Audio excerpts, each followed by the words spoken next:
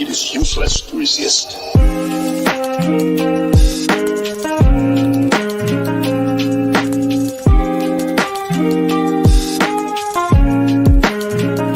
Don't let yourself be destroyed as Obi-Wan did.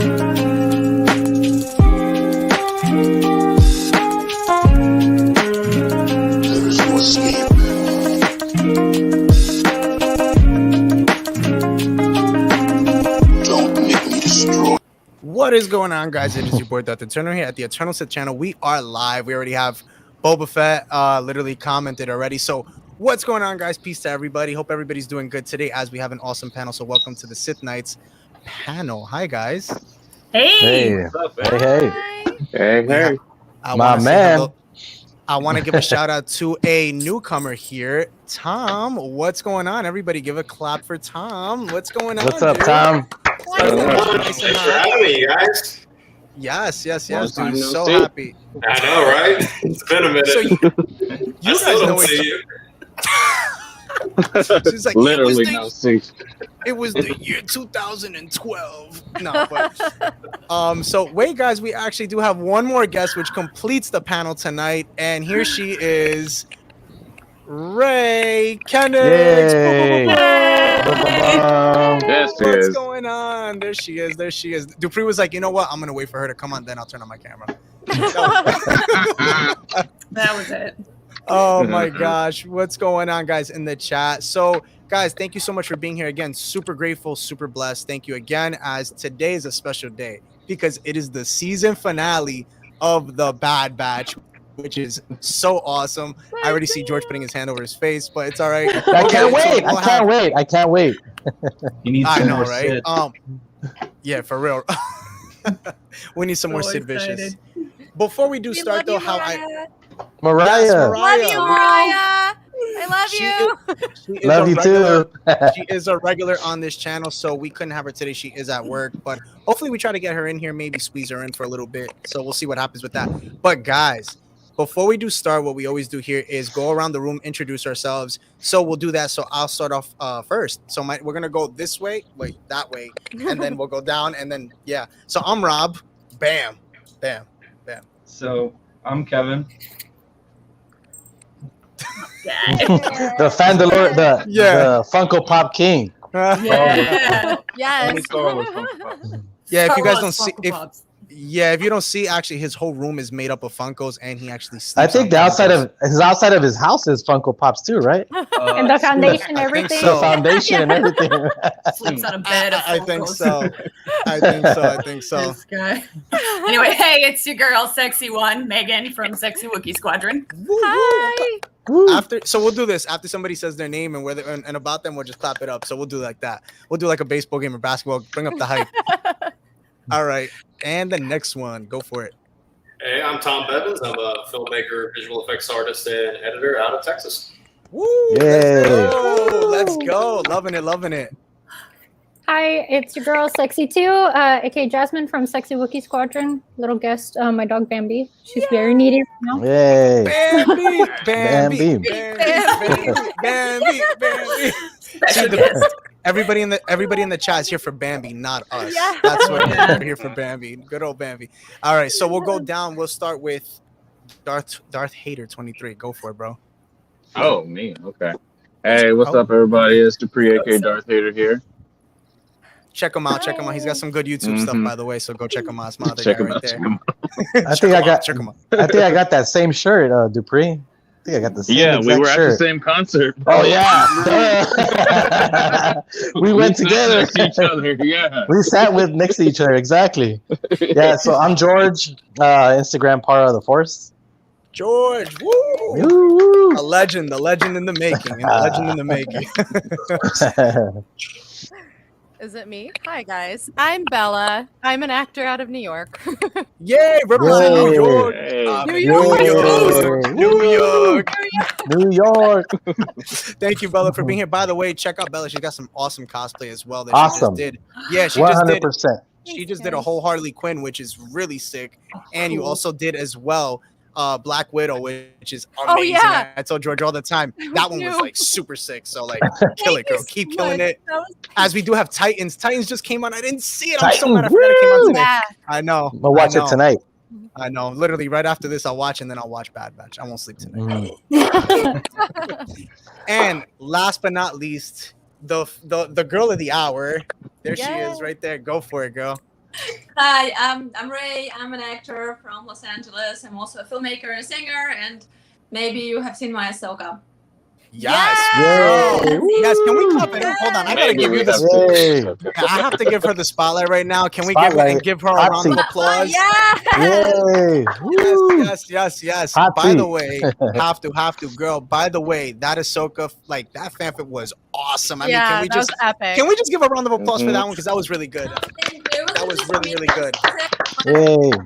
Please check out Ray Canning. She does an amazing, honestly, you do an amazing job on Ahsoka, and just because you came on today, I had to. This is I have 2 Ahsoka shirts, but I had to do this one today. I don't know if you can see it, but I had to. That's the Clone Wars one, but there we go. We got some Tano. There we go. That's There we go. Yeah, There we go. Look at Dupree. He's like, damn it, I didn't bring one. He's like, damn it, I gotta get some. He's like, they're standing me up right now. Love the Fulcrum short. Yes, it was truly amazing. It was incredible. Yes, many blessings. I mean, wow, what a job you did. I don't know how you do it. I really commend you. I mean, we'll get into that in a little bit. We'll talk about that. I want to talk about you and what Tom are doing for this community is super amazing. So we'll definitely get into that in a little bit. I do want to say, Bella, you do have a really nice shout out here from your girl. This is from your girl. I didn't tell her to say this. Bella was looking. I didn't. She said it. Listen, she can say it. Looking, I'm like, she really just said that. Oh my gosh. She's like, I love you. And then I love you, Mariah. Off the live, she's gonna be like, Mariah, I done told you not to say that in front of the live. I told you. I'm flattered. That suit did wonders. I don't know. It's that New York Italian deli that you're at. Your family owns. It's my own restaurant. Yeah, I have 2 pizzerias and like a formal restaurant. It's That is awesome. It's the pizza. The pizza, it's the Italiano pizza. I'm just give me a second. All right, so guys, let's talk about Bad Batch. Let's really talk about that. Dupree, you're killing me, bro. You're doing that. So elusive. You know what? You know what? Just to get him, guys, we're gonna do this. Now he can't. He has no choice but to show himself. He can't be doing that. What's he Reveal doing? yourself. He's like, you know what it is? He's like, Ray's here. Tom's here. I know you get that one. He's gotta get the Vader helmet. He's gotta get the Vader helmet. Yeah. You gotta get the whole. Yeah, he's gonna change right now. You have to get the ambiance going. Yeah. Oh yeah. And he's got the whole fish tank and everything in the background. But anyway. So guys, let's talk about it. Bad Batch. What did you guys think of the last episode? I want to ask Jasmine, did you get to see it? So I actually chose not to watch it last week so that I could watch it with tonight. Okay. And I have I did not manage to avoid the biggest spoiler, but that's okay. I don't mind. I did, and in my sadness that I didn't watch it last week, I got into Perlers recently. Okay. Yeah. Because simp's always gonna simp. So Doogie Howser, good old Doogie Howser. Doogie Howser. Howser, just loving Doogie. So I'm excited to watch it tonight. Quick question. So I do want to ask. Oh. Okay. No, listen. Yeah. Anything for Doogie, right? Anything for Doogie Howser. We'll leave it at that. Anything for the good old Doogie. Yeah, there we go. Tom, what'd you think, dude? I want to ask the newbies. What'd you guys think? What'd you guys think of the? Did you get to see it? I have actually not been keeping up with the Bad Batch. I think the last episode was episode 4. Oh wow! Oh, you're behind. Oh wow! You're many. A lot of people have been keeping up with that show. It's not for lack of that I don't want to. I enjoy the Clone Wars style of animation. I'm a big fan of Dave Filoni in and of himself. Right. I just had not had time. Wait, so I gotta ask the $1 million question. Did you even see Mando? I have seen Mando. I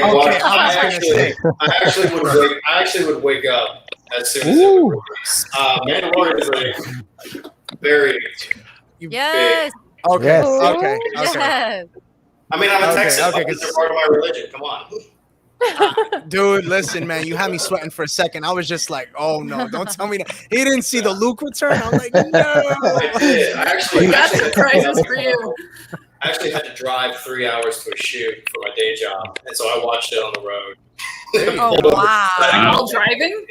Wow, I give it to you, bro. I hope you had one of those cars that drive themselves so that we could watch it. Like, yeah, because We don't have trucks down here. You know what it is. Yeah. I don't know. Yeah, man. you got your Tesla. Ready Oh, to that's go. true too. Yeah, there you Yeah, I go. got the Tesla. It's like got the big screen. Yeah. Oh, that's right. The good old Tesla drives itself. That's right. That's right. Well, I'll ask you, Ray. Have you seen the last episode of The Bad Batch? Yes, I have. I'm watching it right away because I don't want to be spoiled. I know. It's really. So No I spoilers. gotta ask you, Ray. What have you been thinking so far of The Bad Batch, and if you have a favorite episode so far, and if you had to rate it, what would you rate it so far? Well, the last one I really loved. I don't want to spoil anything, but you guys know what I'm talking about. So I guess I loved it because this was the episode that somehow transitioned into almost live action film drama-wise because of how heavy it was and how emotional and nuanced it was. You know what I'm talking about? So I love when Filoni does it. It's just so crazy cool. And the biggest spoiler thing, I called it. It was just too good not to happen. So I kind of expected that, but yeah, I would rate it. My favorite. Okay, let me answer that. So my favorite one so far was the one with Hera. Yeah, me too. Oh yeah, that was Me good. too. That was good. That was a good It was episode. the That perfect really was. combination of Rebels and Clone Wars to me. So it was everything. Yeah. And then this one was the second one probably, but I would rate it probably like 9.5 out of 10. Wow. Okay. Wow. Okay. Wow. Okay. Makes me excited to watch. What'd you say, Doofy? I was like, that's some high praise right there. That is. Hey, listen. I respect it. That is awesome. I mean, what do you? Okay, so I guess we'll ask the $1 million question here for everybody. What are we expecting for this season finale? Because last episode, I'm not gonna lie, it was a good one, and I'm gonna do a little recap. I mean, is that cool with everybody here? Kind of giving a recap on the last episode. Okay, cool. So we did get to see, Hunter, right, get taken, obviously, from the last episode by Hunter, by Crossface. My bad. Yes, I do call him Crossface. Yes, I do call him Crossface. We got to see that. So, and then we see, obviously, they come back and they get him, and we get to see good old Crossface turn. Well, not turn, but they kind of, they take him. And what do you guys think of that? Like, I thought that was really, I'm not gonna lie, kind of like that's something I kind of felt like was gonna happen, where he was gonna kind of come back, And I felt like he still had a heavy place for them. I didn't think he was really going to kill them. What did you guys think when you saw that? And this goes for, I'll throw it at Bella because I see Bella was already going. Bella was ready to go. So rapid fire, girl. Bam. So many feelings about that. I was actually surprised when I saw it today. I was like, what did you just say?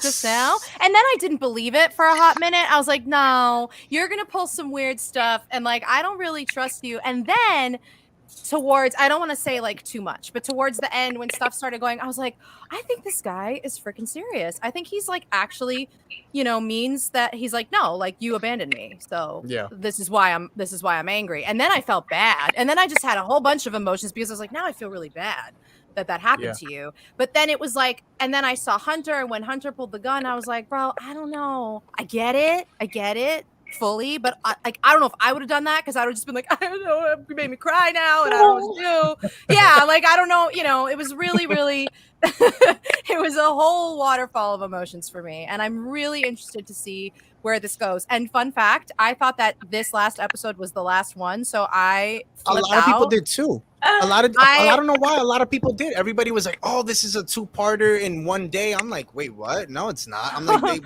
they confirmed that it was gonna be another one like the week after. So I was like, "Huh?" Thank God, I was not paying attention, and I missed that. And so I was like, "I have to wait." I was like, "What is? I don't understand." I flipped out, and then my friend was like, "No, It'll be fine. There's another one tonight, and then I calmed down. So yeah, it was a waterfall. It was like it was an ocean. It was an ocean. Yeah. No, I mean it was a good, I have to say it was a really good episode. It was really cool too to really see Omega like you really get to see how much she really cares for Hunter a lot, and you really get that vibe of like kind of like the Mandalorian. I mean, we've said it before. I think we all know we get that Grogu Mando vibe, especially like at the end of season finale 2 of the Mandalorian when you hear Luke, he tells when Grogu's looking at Mando and he's like he's looking for you to give the okay, basically. You kind of get that with Omega, like she just doesn't want to lose Hunter. And honestly, like I think about it, I'm like, damn, are we gonna lose somebody today? Like, is that a thing? I was thinking that. Yeah, I was thinking that too. I'm just like, I think be ready tonight. We might lose one. I think one might be lost, honestly, because this is the final episode to the next season, and I think that they got to leave us with like a cliffhanger. And is he dead or is he not dead?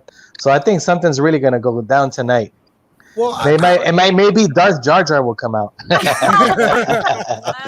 true Lord of the Sith. Yeah, true Lord. Dexter Jetster, or we riot. Or we riot. Could you imagine? Could you imagine that if Darth Jar Jar really does come out and he goes, "Misa, the true Sith"? I'll just no way. The Star Wars community will go bonkers. Oh my god! Honestly, though, I think it would. Honestly, let's be honest, though. I think he would be very well received. I really do think. I really do think. So I think we all want some Darth Jar Jar in our lives. Like, come on, think about it. If they came out with Darth Jar Jar now, that would have been like 20 years of us thinking we had Goofy Jar Jar when really he was like the man. Watch everything. Dupree, Dupree does a really good Jar Jar. I'm sorry to put you on the spot, bro, but you have to do it. You could listen. You could go to the side. You could go to the side, but I need to hear a Jar Jar, bro. Come on, do it fast. Going there. We're gonna have fun. We're gonna have a Mickey / Jar Jar battle. Okay, we'll do it. Man, okay, Rob's Mickey's the best. I do a really pissed off Mickey, and it's funny. So like, yeah, dude. I mean, I would love to hear you gotta do. You guys gotta do it. Wait, we'll get the snacks ready.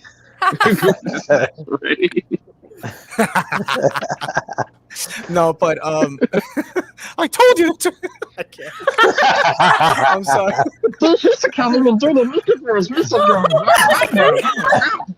True story. Every time I talk to Rob on a face chat, I'm like baiting him to like give me a Mickey impression all the time. Especially like I know this is like a little bit out there, but like you guys know, we know what's happening with Scarlett Johansson and obviously the House of Mouse. So like, I always do like this impression of like Mickey just really pissed off in court, like, "Tell her I don't want that money.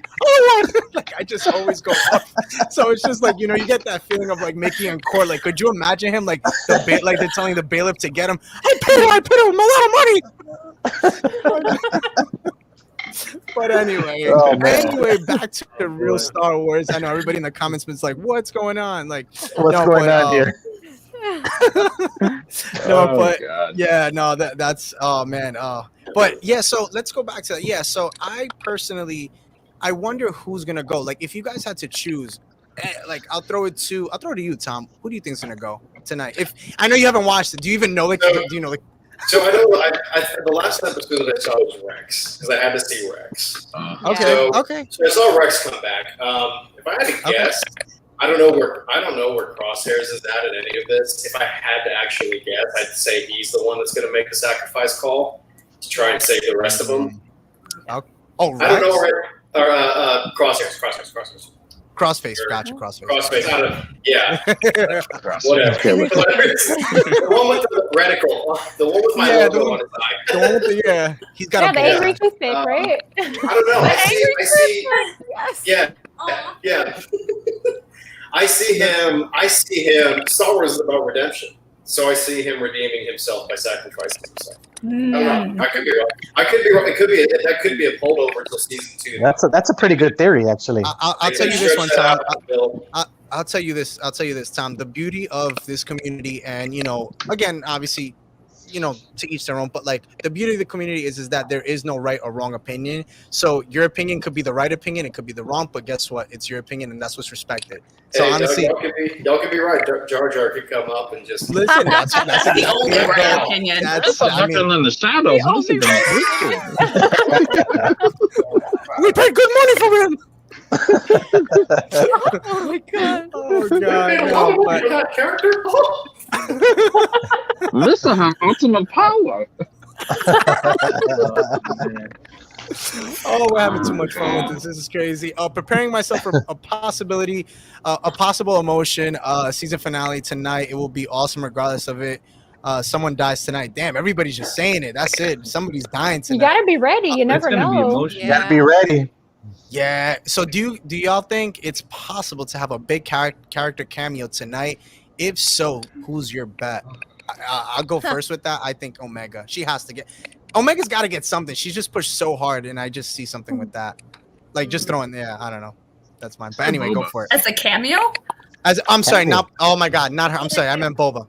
That's what I meant. I'm sorry. Oh, Boba. okay, that My would mind be is pretty shot good. right I now. was like, but she's in the show already. Yeah, no, my bad. See, that's that. Yeah. The whole reason the show is there. Yeah, because you know what it is. I'm trying to put a post on this right now, literally, and I'm just like looking at my phone and doing two things at once. So it's like, no, but yeah, no, I think Boba. I think he comes in and possibly takes Omega. I think so. I would be. It would be so cool. Going back, I think somebody else said it here, but I really hope because I hope that we get to see Omega in live action in the Boba series. That would be dope. That would be dope. Really Yeah. cool. Yes. Can I play her? Yeah. Anybody at this point. A more grown Omega. She's gonna be grown by the time that time. I'll take it. Yeah, she's apparently because she's like unaltered or whatever. Yeah. Another unaltered. Yeah. Yeah, it's the two of them, and I don't. He doesn't even know about her. That's the crazier part. He has no idea. As far as we know. Well, yeah, as far as we know. I mean, what about you, Ray? Like, what's a cameo that you would love to see in this? As long as Hauser doesn't die. All right, this is the $1 million question. Where is Hauser? Is he safe? Is he all right? Where is Hauser? Where is Hauser? In prison, I assume, but maybe Like, Bennett what will be out happened? again. Like, and that's another question. Is like, where are all these clones? Like, where did they take them? Like there were a lot of clones. Where did they even go? Oh, hold up! Before we do start, this is the last person on the show. We've been waiting for this one. Is a regular here. Welcome, Mariah Carly. All right, the girls are coming. The boys will get off. The boys will get off, guys. Yeah, let Mariah take over. Soon to be the legend. The legend, the true legends. Mariah, I have to do a legend short on you. I'll get you in there somehow. I'll get you in there in my shorts, but in my legend short.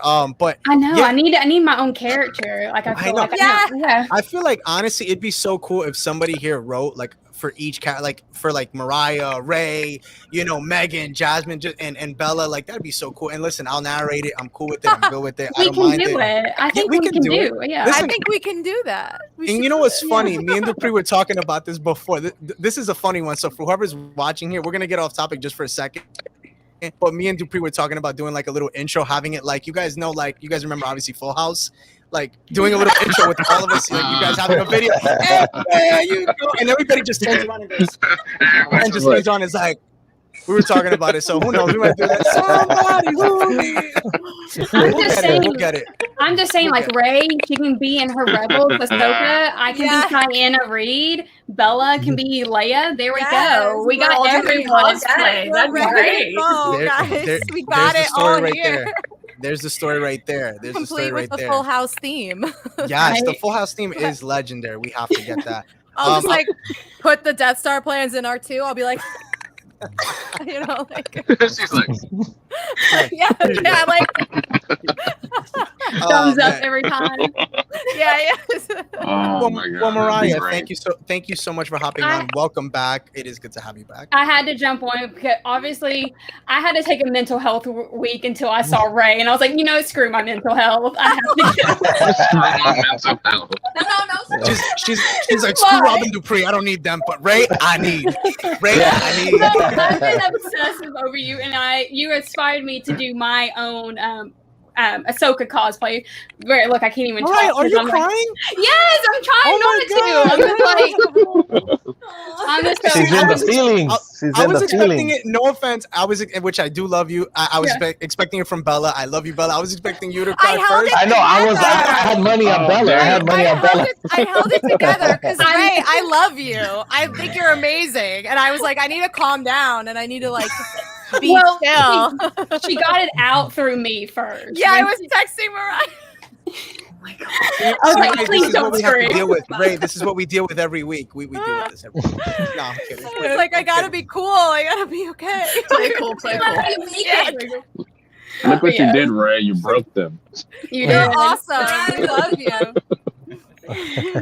But anyways, Making. Which one? Which one are you making? oh, I'm making Mandalorian. Well, out of default.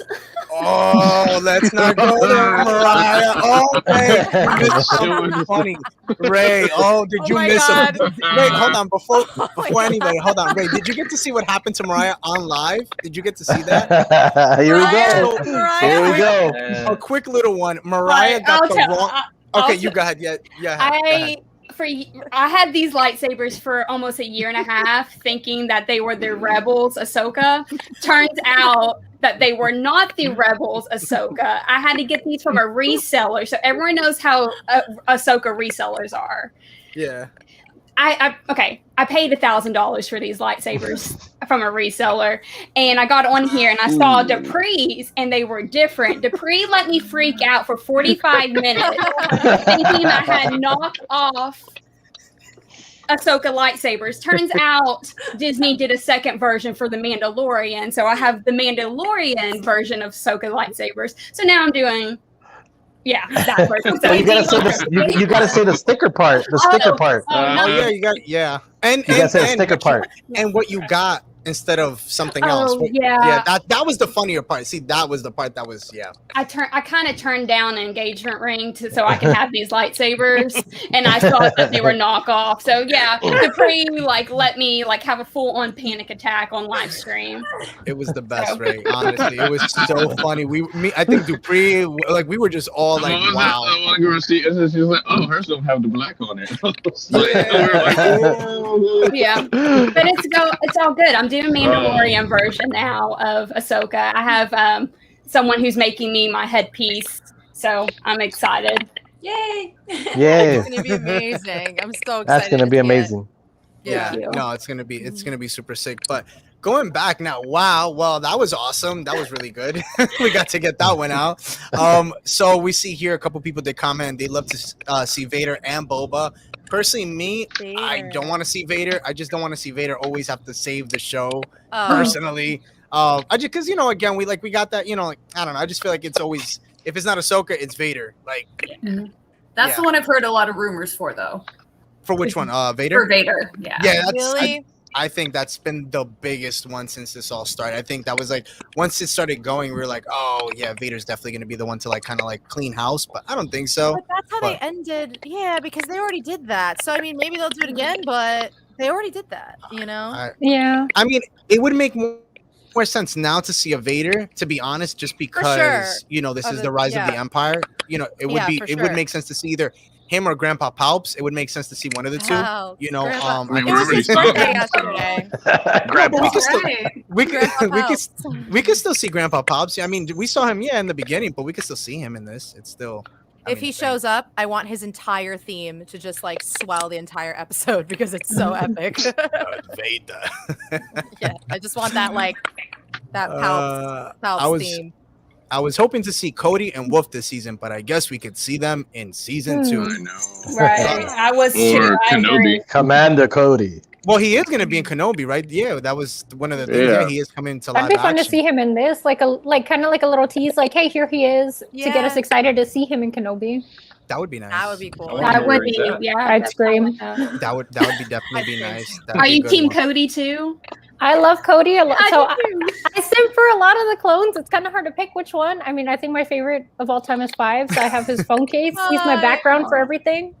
Okay. But it'd be really cool to see Cody just because he's so important to Obi-Wan, and then, he's kind of important to Anakin too. And I just feel like it'd be really fun to see one of those clones that we grew to love in the Clone Wars to be in this, even if it's just for a little bit. We saw Rex for a little bit. It'd be cool to see another brother. Yeah. Yeah, no, I would. I mean, we got here Boba Fett saying Wolf again. Yeah, definitely. I mean, okay, that'd be fun. Yeah. What if we saw, not in this season, but in season 2, we saw a standoff between Rex and Cody? Yeah. Oh, that would be Oh. Ooh, I heard somebody get chills here. I heard the That's something like when I heard about the show that I wanted to see was a standoff between Rex and Cody. Right. I really think so because I remember in Rebels, like he had a flashback of Cody. Rex did. He's in the cockpit and he's sitting there and he does have a flashback of, he says Cody's name. So it just makes me wonder. I know it's like because he was always with Cody because of missions, but I wonder if he's having some regrets or something like that with it too. Oh, and maybe like explain why he has that. Oh, that would be true. Yeah. What about are we expecting any Jedi or other lightsaber wielder? Are we expecting like maybe a dark side? No? Anything? No. Voss, maybe? Who? Voss? No, Voss. Moff? No, Voss. What's his? No, Voss. Quinlan Voss, my guy. Of course. Oh, yes, thank you. He's like that would be like a interesting. very random Jedi because they could just throw in there, and he's very open-ended. We don't know how he dies or anything. They are not utilizing him to his full potential. Somebody needs to put him in some show. You know who I think gosh. they'll have instead. I don't think they'll touch Voss because I think they'll use Saul instead of him. Saul Guerrero? Yeah, I think they'll bring. Yeah, That makes sense. Yeah, he was right in the beginning. Exactly. That's why I have a feeling that they would just go that way. To be honest, one of the things I did an Instagram live today, and one of the people said that they would like to see something where we see Vader, hunting down Jedi. Maybe like that could be the end of this. Like that'd be so like, even though we don't get it, but like it'd just be like a little quick snippet, like just seeing Vader like kill a Jedi, like on a random planet. I think we'll get that in Obi-Wan. Yeah. Well, remember in the beginning. But this would be a nice teaser for it. It would be because remember in the beginning, Palpatine does something like in the comics. In the beginning, he does in order to construct his lightsaber, he does kill Jedi. So that'd be something really nice to see now because this is the beginning. So in reality, that's what Vader's doing right now.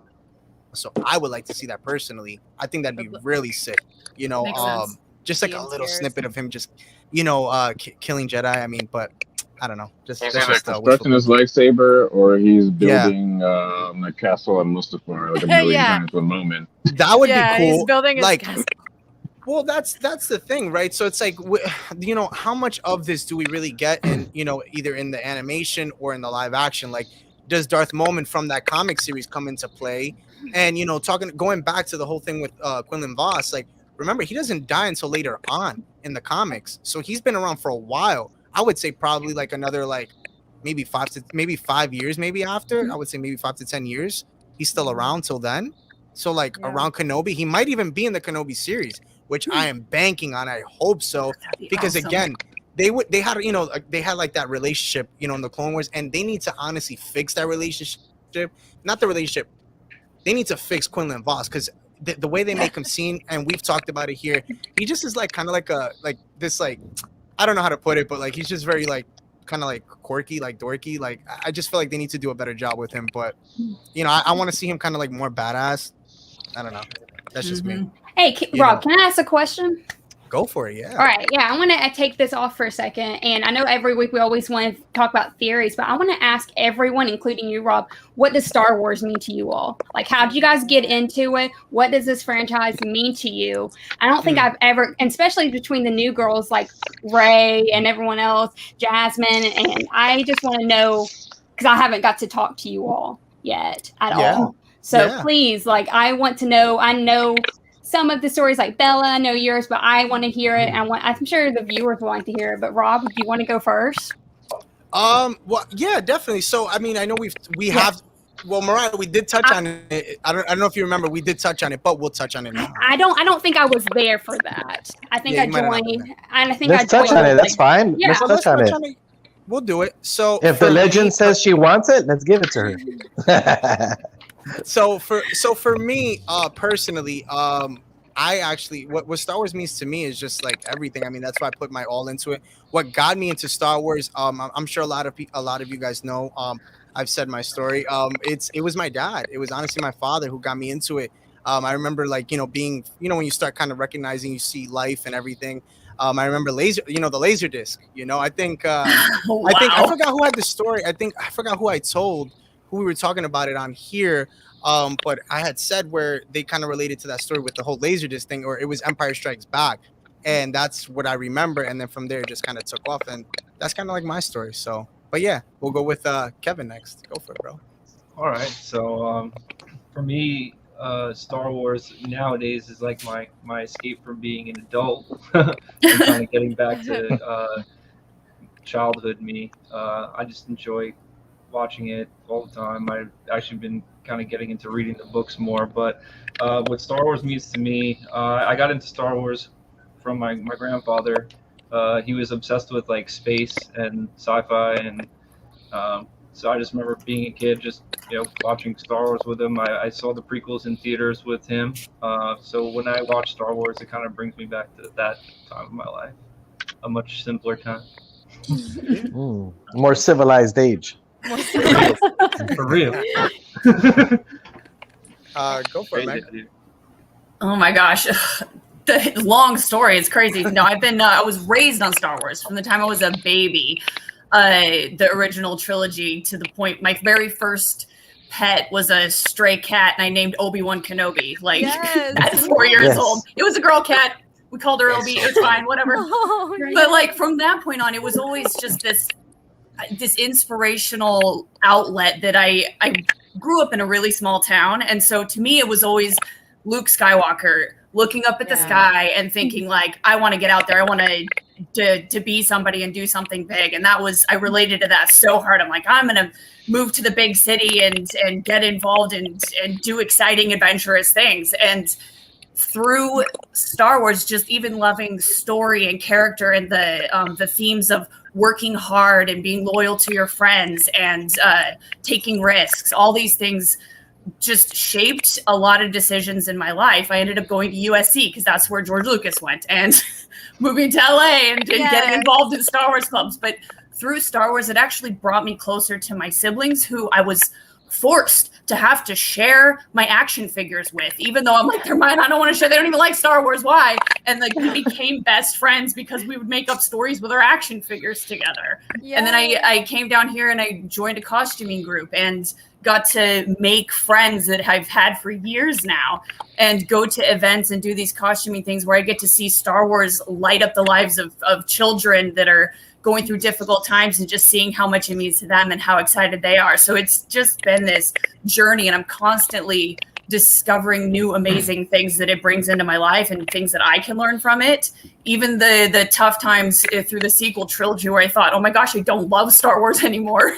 And trying to reconnect with what about it is it that drives me on, that I learn from, that makes me want to be imaginative and adventurous, and to find those things and reconnect. And then forming Sexy Wookiee Squadron with my friends during lockdown, just as a way to stay in touch, and reading books together and discovering new things. It has, I don't know, it's really shaped my life journey. So that is really quick overview of what Star Wars means to me.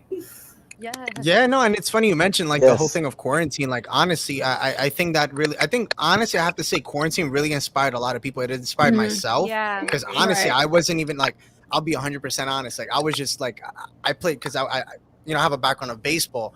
I was doing that more. I never touched on Star Wars, and I was like, well, why not kind of touch on something that I do like as well, and I do enjoy and I do love. So I was like, well, why not get into it and have fun with it? So I totally agree with you there, Megan. Totally. Yeah. So thank you for that story. Awesome. Beautiful. Well, similar to a lot of people, my journey with Star Wars starts when I was very young. From the time I had consciousness to now, there's always been Star Wars. But really, what Star Wars really means to me is it's been an avenue for motivation for me. It motivated me to become a filmmaker like my father. It motivated me to become a visual effects artist. It motivated me to become adventurous in my films, in my work. Every aspect of my life sort of started with the seed of wanting to make a Star Wars movie.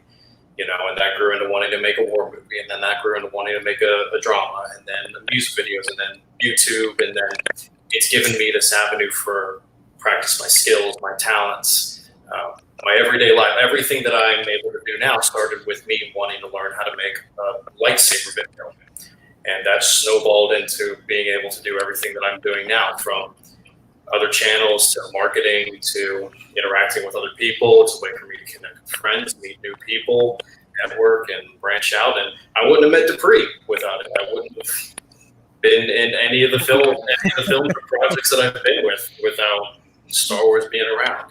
So it's always been one of the few constants that's existed throughout my life. And at the end of the day, it just brings a lot of joy to a lot of people. And there's really nothing bad you can say about that. Yeah, no, that's awesome, dude. I mean, it's funny because it's like, how Dupree, it's crazy how like this one thing brings so many people together. Mm-hmm. So that's truly awesome. Like you wouldn't we're all from like different states, like totally different, like different states. So it's just insane what like the internet can do. And just imagine doing this though, like back in this wouldn't even be a thing. This wouldn't even be a thing. We'd have the camera on like on the computer. It'd be like real old school type. So no, it's awesome, dude. And I'm happy that you're here on this platform and we get to have this conversation. So dude, thank you again, man. Thank you. Oh, absolutely. Funny story, bouncing off your baseball. I played baseball throughout my whole life as well. Dude. Mainly I was a hitter. I was 4-hole hitter, and I would always I was put on to move bases and get can I just say, not to be like whatever, bro. I mean, but you are kind of jacked, so I mean, like, yeah, man. I mean, I'm being honest, bro. Were you first baseman? No, I was actually a center fielder because I wanted to play. Wow. Dude, there's no way. So my dad's from New York, so I grew up a Yankees fan. Yes. So I wanted to be. I was a Yankees fan, switch hitter, so I wanted to be Bernie Williams, so I could switch hit. I like that. I respect that. But whenever people would ask who's your kid, my dad would go, "That's the Jedi on deck." I wouldn't practice. I'd swing the bat like a lightsaber. That's awesome, dude. Oh, that's dude. Well, thank you for sharing that, man. We definitely have to talk out of this. We got to talk about some baseball stuff. But dude, that's awesome. Dude, many blessings. Thank you. And Megan, you are next, girl. I went. No, Jasmine. Not Megan. I'm sorry, Jasmine. The other redhead. Yeah, the other. The other squadron member.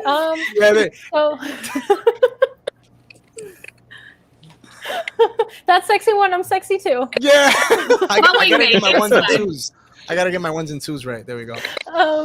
So unlike a lot of people, my Star Wars journey actually didn't start until much later in life. Which it's funny because some of my friends are like, "Wait, you haven't loved Star Wars your whole life?" Like I see, like Megan, you've been to my house, you've seen all my Star Wars stuff everywhere. It hit hard and fast, huh? Oh god, boy did it. So like some of the popular fandom stuff I didn't get into until I was older because my dad, he doesn't like he knows English but not too well, especially when it comes to movies, so there was always that language barrier. So my mom took me to see episodes 1 through 3 when they came out, but she didn't really watch it. Like she knows English a lot better than my dad. She didn't quite get into it, and I really liked it, but I didn't know anyone else around me that liked Star Wars until about high school. I started kind of getting into it, and then college is when like it hit me like a brick wall. I fell in love. I joined the Penn State Star Wars Club and everything. Oh wow. Joined costuming groups that were for charity, and it just became such a big part of me because of the community aspect. There were some not nice people that I met that made me want to leave the Star Wars community. But then I just reminded myself, there's so many nice people that I've met, so many good friends, lifelong friends that I've made because of this community. Just like Megan and Dupree, I get to dress up and make kids happy. It's so much fun. And it's just become such a big thing in life for me. So Star Wars means a lot. It came to me so much later in life, but I can't imagine life without Star Wars anymore. Well, I mean, I'll say this. I don't think there's ever a right or wrong time. I think it's just the fact that you truly have a passion for something. That's what means the most. And when you love it, it means all that much more. You know, and touching that, and I commend you, because it is hard to be sometimes in a community, whether it's, you know, you're a YouTuber, Instagrammer, or, you know, you're a cosplayer. You know, you're always going to get that backlash, but it's that backlash that makes you drive to be a better person and just be better than the negativity that there is. So I commend you for that. And I have so much respect. And don't ever, you know, that goes for anybody watching this. Don't ever let anybody knock you, you know, because at the end of the day, it's you who drives yourself. And, you know, you can take yourself a long way if you truly believe in what you definitely do. I love Star Wars so much, and now that I'm really into it, I'm starting to kind of get my parents into it. So I get a translate from my dad. My dad still doesn't get any of the lore. He thinks Dobby and Yoda are the same person, and I have to tell. We got into this argument about Batu, and I had cast members were looking at us like, "What's going on?" I'm like, "No, different people." But it's really cute because he's like. You know, in his accent, he's like, "Oh, have you done anything that Star Wars yet?" And like he gets me like Star Wars toys. Star Wars. He'll get me like a bunch of Star Wars toys. He's like, "I don't know who they are, but it says Star Wars. Do you want it?" And I'm like, "Yeah." Aww. Jasmine, where are your parents from? Where are your parents from, Jasmine? My parents are from Mexico. Oh, nice. Okay. Awesome. Yeah. Yay, more Spanish. Yay. Viva la raza. Hey. I might look Spanish, but I promise I'm more like Dupree. But you see, no, but you know what? That's one thing I do have to say. I just didn't get the tan skin. I promise. I'm neither. That was the most interesting call out ever. I have to, Dupree. Dupree's like, you want to talk about that? But Rob came on here one day speaking Spanish, thinking I was going to understand. I'm just like, I did. Bro, it was the funniest thing ever. But you see,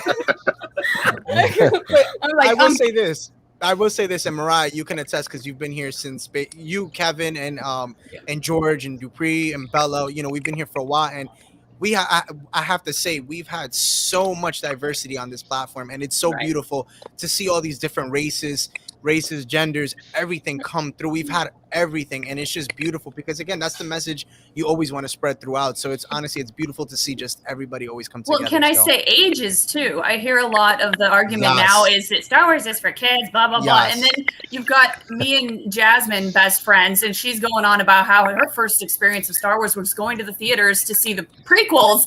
And I'm like, my first job was at the movie theaters because I wanted to be the first person in our town to see the prequels. So I got a job at the movie theater so I could preview it. And meanwhile, she'd never seen a Star Wars film, same time in life. So it's, you know, you can get into it at any age, and no matter what age you are, there is something that you can get into. Yeah. Oh yeah. I was in elementary school when the prequels came out. So. I know, same here. That's so bad. That goes to show you how young we really are. That's so bad. Bad. But anyway, back. We'll throw it at Dupree. So Dupree, you're next, bro. Oh no. Let's go in order. Let's go to Mariah. Mariah. Oh, me? I was gonna. Oh, okay. It was her idea. She should go last, bro. It was her idea. I want to hear. Let's go to Ray. I was gonna say I want to hear from Ray. Wait. But we're totally out of the order. She loves the Sky Guy. I know she loves Sky Guy. All right. So. Yeah. So I grew up in Ukraine. I'm from there. So. Ukraine wasn't very big on Star Wars ever, especially post-Soviet. So I got into it later as well, and I didn't see prequels until I was like a teen.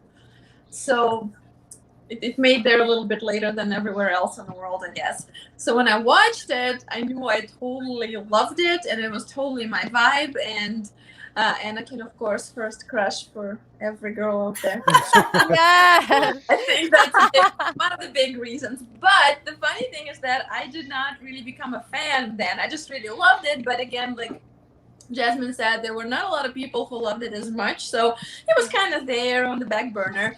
But then already here in the States, when I met people, and I started watching Clone Wars and then Rebels, because everyone says I should, and I met Ahsoka, and I guess that was the second big push of me into Star Wars because of just how I loved her and how deeply I connected with her. I will never get tired of saying this. She was the character that I saw myself in, especially leaving everything, behind, leaving all the people, behind, leaving everything new behind, because I moved here by myself. And so I saw so many similarities in her philosophy and her approach to life, especially in Rebels, that it got me interested in everything else Star Wars. And I think that's when I really became a fan. Then I watched the sequels and started cosplaying it, and at the same time acting as well. So it all kind of happened simultaneously. And to me, since my filmmaking career started at the same time when sequels came out, I just entered film school, so I was very hungry for knowledge. I started to watch those movies not just from the point of view of a fan, but from the point of view of a filmmaker. Like, how are these stories told? Why are they so exciting for everyone? Why are the characters so incredible? What is the depth and philosophy behind all of these entertainment and adventure stories? So, and I found so much to dig into and to bite into. And I guess for me as a sci-fi fan overall, Star Wars became that comfort place that's not just dark and broody like Blade Runner, but it was also entertaining and fun, and is way less stress-inducing than some of the other universes. Yeah. So it gives you feels, but just enough. So to me, it was like a great retreat, and Star Wars has everything. Like I just said, whatever you name it. Characters, stories, meaning, symbols, whatever, costumes, whatever it is you like in life, Star Wars will have it. It's true. That's why it means to me, it's my inspiration. It's my high bar to strive for in terms of my professionalism. And, whenever I'm judging something, Star Wars is always that golden standard, one of, because of how well they do everything in it. Well, almost everything. We all have our little, whatever that might be. Can't please everyone, that's totally fine. But I'm just saying overall, it's just brings people who are so passionate together, not only people who work on it, but also people who are in the community. And we somehow feel like we're all soulmates, no matter where we come from. And who we are, we can find people that feel so close instantly, just like that. And we support each other and help each other. And it's just so inspiring overall. So that, and by the way, funny thing, my mom is watching the prequels now because she was looking at all of my stuff that I've been making. She's like, I have no idea who these characters are. And I'm like, Mom, please just watch the prequels. Just give it a try. Just give it a try. She does not like science fiction. I'm like, Mom, this is about love story. There's Anakin. Like, you have to watch. So the tragedy. Come on, the tragedy. Yes. I had to lure her with something. So she calls me today and she says, yeah, it was actually really good. I really like the kangaroo. And I'm like, the kangaroo. Kangaroo Jack? Jar Jar. Jar Jar. Maybe Jar Jar. We're gonna hop. Can I just say, I love that Ray said she came out with the crushes. I was like, yes. When I came out in episode 1, my mom was like, how was it? And I was like, I'm in love with the Jedi and the Queen. She's like, pick one. Only about Padme or Anakin. Like, And can I say, we've said it here before. Yeah, no, go ahead. Oh, no, I was just saying, I was just saying, like, literally, it's so sad. Like, you mentioned Padme. She really, I feel like now it doesn't get that much love. We've talked about it here, but, like, she just doesn't get that much love now. It's so sad. She deserves so much. Oh, yeah. Just saying. Padme deserves everything. Shout out to my girl. I know. No, but Ray, I mean, that is truly like a beautiful story. Like, it's crazy. Like, you think, like, being from over there, like, you come and then it's like it inspires you. Yeah, it inspires you to do so much and for yourself as well. and now it's like, you know, you're looked at, you know, as Ahsoka. You are. It's like it's amazing how like you see like, and it's like you inspire kids, you inspire adults. And that's the beauty of it when you do what you do. I know Mariah's like, yeah, me, you know. So it's really beautiful to see that, you know. You know, and I think I could speak for everybody here. It's like the following you have is truly beautiful, and you know, just keep doing what you're doing. You know, keep doing what you're doing because it's truly a blessing. And I think everybody can vouch for that. I'm sure the girls will keep saying it. They'll still push it. I know Mariah will. That's why she's like muted now. She's like, yeah, no. But no, it's awesome. And I do appreciate you being here as well. Thank you again. This is awesome. Thanks for having me. No, of course. And you did get a little shout out here too of the Ahsoka fan film was fire, which I do want to show a little clip of it later on if that's okay with you. Sure. Okay, cool. There we go. We'll definitely get to that in a bit. Thank you for your story and many blessings to you and your family. And I hope your parents like Star Wars? Like, are they in love with it? Like, my parents? Yeah. Well, I don't think my dad knows much about it. He's not really into it at all. Oh. But, yeah, but my mom just slowly getting. She loves Ahsoka. She loves Anakin. She likes Padme's wardrobe. So we're getting there. Yay! Okay. It's updated on her impressions. Yeah. She's watching episode 3 tomorrow, I think. So. There you go. Oh my gosh, my brother just started watching last night. He was like, I got to see what this Star Wars thing is all about. And I'm like, all right, start with episode 1. He started episode 2. He goes, I'm confused. Why does Anakin like Amidala now? I thought he liked Padme. I was like, who's who? Like, I'm so confused. Good thing you've got an expert for a sister. Let me explain this to you. So yeah, just guide your mother. You know, keep them on. They're both in for it. If they're both on episode 3, that's gonna be exactly. I was like, hold strong for episode 2. Let's get to 3. Woo! Yes. About to take a turn. Yeah. So for the chat, we are giving a little backstory on what makes us truly love Star Wars, and we'll get into some other stuff in a little bit. The next one is Bella. Did you give your story? Did you give your story? A Star Wars story. Yeah, right. Bella, the Star Wars in my dreams, that would be the title of my memoir. Yeah, that is a large, very all-encompassing question, like you guys have said. First off, Ray, I love you a lot, and when I watched your Ahsoka film, I cried on my stoop. So I was outside of my house crying. Kid never leaves the stoop. Never leaves the stoop with my phone, just sobbing because it was so beautiful, and to see the emotion and the detail and the skill that went into that blew me away. And I love you, and I thank you for doing. It's so beautiful to see it, and it's really, really inspiring. And I wanted to tell you that. And now I'm gonna cry about it again. See, I wasn't gonna cry in the beginning, but now I'm crying. Okay, really. You're awesome. Bella, you got this, girl. I believe in you, Bella. I'm gonna go. You got it, Bella. The force is strong. Yeah. So, like some of you guys have said, I've been acting is like my passion. That's what I've done ever since I was a kid. And Star Wars, like Tom and Ray were saying, and a lot of the rest of you guys, it's really, really inspired me for that. I love fantasy. I love Lord of the Rings. I don't know if you can tell from all of this, but I love fantasy. I love sci-fi, and Star Wars was one of the first things I saw. My dad actually showed it to me when I was Team Dad. When I was a kid. We had like the old VHS. Oh yeah. Good times. Yeah, and my brother and I would like build a starship with like a fort, like with the chairs and everything. We'd watch it like in the thing because we thought we were so cool.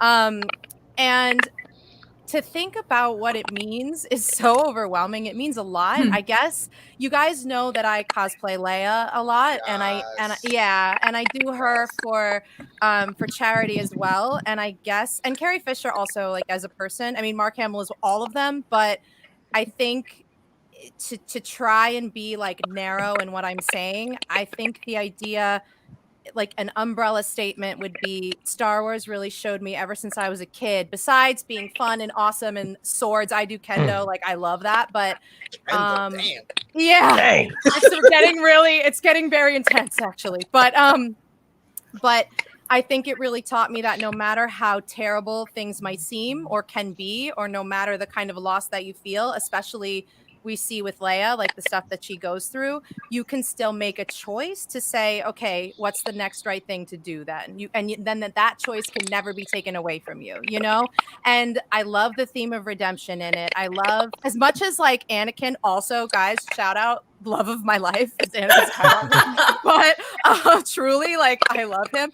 But, you know, he does some things that, you know, in this episode 3 and forward that you're just like, well, that's it. You know, there's no coming back from that. That's the worst thing you could do. So, I mean, bye, you're awful. But to see that Star Wars can take characters like that and bring them back in this redemption arc, I just love that gives the choice back to the character, especially from like an acting perspective as well. And that has inspired me my whole life. And Leia, like anytime, not to get dark, but anytime anything bad has happened or there's been a loss or something that's really, really hard to deal with, I think about her, especially, you know, its roots in my childhood. Like you said, it's really comforting. It's really like, I can just go back and watch Star Wars and feel like I'm home, I'm good, I'm here. And that inspiration of you always have a choice, no matter how it might seem unfair, it might be painful, it might be terrible, but what are you going to do now? What's the next right thing to do to help the people you love and yourself? And that has been like fundamental for me since I was a child with her. And yeah, that's why I want, you know, that's why with cosplay and everything, to see these little kids, I just started doing events recently, and it is really, I'm going to cry about that too now. Great. Made me cry 3 times on live, but it really means something. And it's like you guys said, to everyone, you can be any person from any walk of life, from anywhere, and you can feel that, you know, you can feel what that means. So well said. Well said. Thanks, guys. Bravo. Inspirational. Crying. Yeah.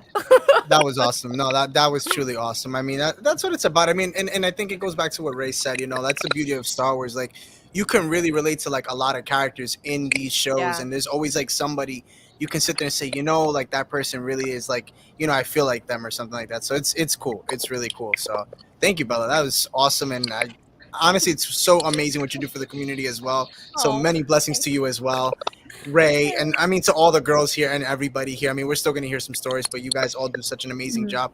Dupree as well. I mean, how can I not? Darth Hader, the man. Yes. Dupree, the legend himself, the man. Which Dupree, we're going to throw it at you now, man. Yes, I swear one day it's my dream that you can be Vader and I can be Leia and we can do it together. That is my dream. That's awesome. Nice faith, Dad. That would be one awesome day to see. And one day. One day. No, but one day. Forces of reality will bring us together. No, but just come to Celebration. He's gonna be there. I want to. If I can get a ticket, guys. Oh my God. We are trying. Me and Bella are trying to get out to the West. We have like the alerts on. Like we're trying. I know. I'm in that same boat, guys. Well, I know. It's do or do not. There is no try. Good point. Shots fired. That's true. And with that being said, we'll throw it at you, Dupree. Go for it, bro. Oh, what are you doing? You skipping a dude? Then we got like Potter right we here. Went all over the place. They don't even matter, George. man. It don't even matter. Wow. Oh. It don't even matter at this point. We all over the place. I'm invisible. Am I invisible again? We'll go from Dupree to George. We'll go from Dupree to George to Mariah. There you go. Go, Dupree. Go. Oh, God. What can I say? I'm just Darth Hader. That's who I am. He's so messed up. Anyway, where do I even start? Like my first memories. A long time ago. The year was 1970. No, I'm just and Star Wars was just not even born yet. George Lucas was nothing but a young guy. Oh man, no, but no, I was like a little kid. I was like my first memories as a kid was watching Empire Strikes Back or Jedi, like sitting on my brother's like lap, and just that is how I got into it in the first place. My brothers, not even my parents, because my brothers were older, so it was they grew up like when the movies were coming out, and I was after, so I got like the aftermath of all that. So I don't think I've ever known a time when I wasn't watching Star Wars. I actually had a Betamax with Empire Jedi and like Indiana Jones on it.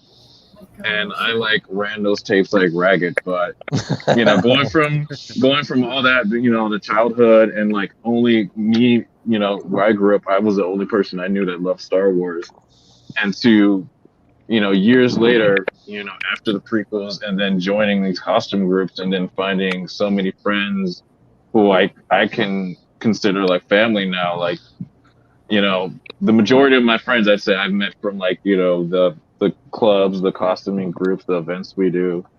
And that's what Star Wars means to me. It means like family. It means like, you know, friends. You know, it reminds me of my childhood. That's what Star Wars like really means to me. It's Awesome, beautiful. no. Yeah. It is. Honestly, It's dude, so I simple. love it. So It simple. really is, honestly. And like I said, man, what you do for the community as well is super awesome. So, dude, I mean, I'm super grateful to have met you, you know, through George, and what a blessing, man. And I again, I mean, it's been such a blessing to know you and have you here as well. Like So, you said, man, like, you know, we're all in different states or different countries. I probably would have never met any of you guys if it wasn't for, you know, this love of this fandom that we all have, and costuming and everything, you know, because like I said, growing up, I was the only Star Wars fan I knew up until I'd probably say like a little like over 10 years ago. So I didn't know there were other people out there cosplaying doing this until I started. dude, I mean, when I even started doing, like, right before I did the YouTube, like, I was just like, this is a thing. I was like, really? Like, this is really a thing? Like, there's people who do this? And I'm like, and I'll be honest, like, you know, like, you don't really think about it, but you're just like, wow, like, this is, it's a lot. It's a lot, but it's like, it's so awesome. It's so cool to see that you have people that love so much, like, the same, like, you know, again, we all know that they're Star Wars fans, but it's just like to see, like, the community so big, you know, and you're just like, wow. No, it's crazy. Awesome. Like I said, I'm going from like nothing to just a million people, like Jasmine and Megan. Like I met you guys through like Rebel Legion and 501st, and George, same thing, like, you know, at Disneyland, and Ray, like, come on, I met you as Dark Ray at like Long Beach Comic Con years ago when you started. You know, so Tom, like, you know, Tom, I met you at the fan film. I met you at the premiere. Dupree, You this know? is you, by the way. See this? Hold on, let me make it bigger. Hold on. Oh snap, that is me. Oh, That is wow. Oh wow! Look Oh at my that. god, that's awesome. That's amazing. Dupree, now you gotta get Dupree. I feel like now we all need a picture with Dupree in his Right? vacation. We should all have one in our Hanging, Like Yes. literally. in your house. I'm gonna need that, Dupree. I'm still working on my Star Wars room. I'm gonna need you to send me one. Yeah, Dupree, I'm gonna need like just a frame of you, like a picture, so I can put on my wall. I need a Vader. I'm looking to put it right in the center of my living room, bro. So just send me a blow up picture of you, so we're good. To be completely honest, I did not see that was him in a costume. I thought it was an actual picture of Dupree. I'll be honest. I didn't even notice. Yeah, I didn't even, in the back. I thought that was like, you know, like a wedding picture or something, because it looks so nice. Flowers. What was that? Funny. It was so funny. Oh, that's hilarious. That's so funny. That's But awesome. he reminded me of something too. I remember being the only person into Star Wars when I was growing up, and nobody understood me, and I was just the biggest joke to my classmates. We're going through a significant year of reunion with my high school right now, and so everybody's posting pictures from the yearbook, and I was voted most likely to marry Obi-Wan Kenobi. They didn't know anything else about me, so they were just honestly a blessing. Like honestly, right? you I was won. like, I'm fine You with won. that. You And now they're won. like, "Are you still into Star You did it, Wars?" girl. I'm like, You "You have did no it. idea." You did it. Hey, You won. no Megan, idea. just think, years ago that was nerdy as hell.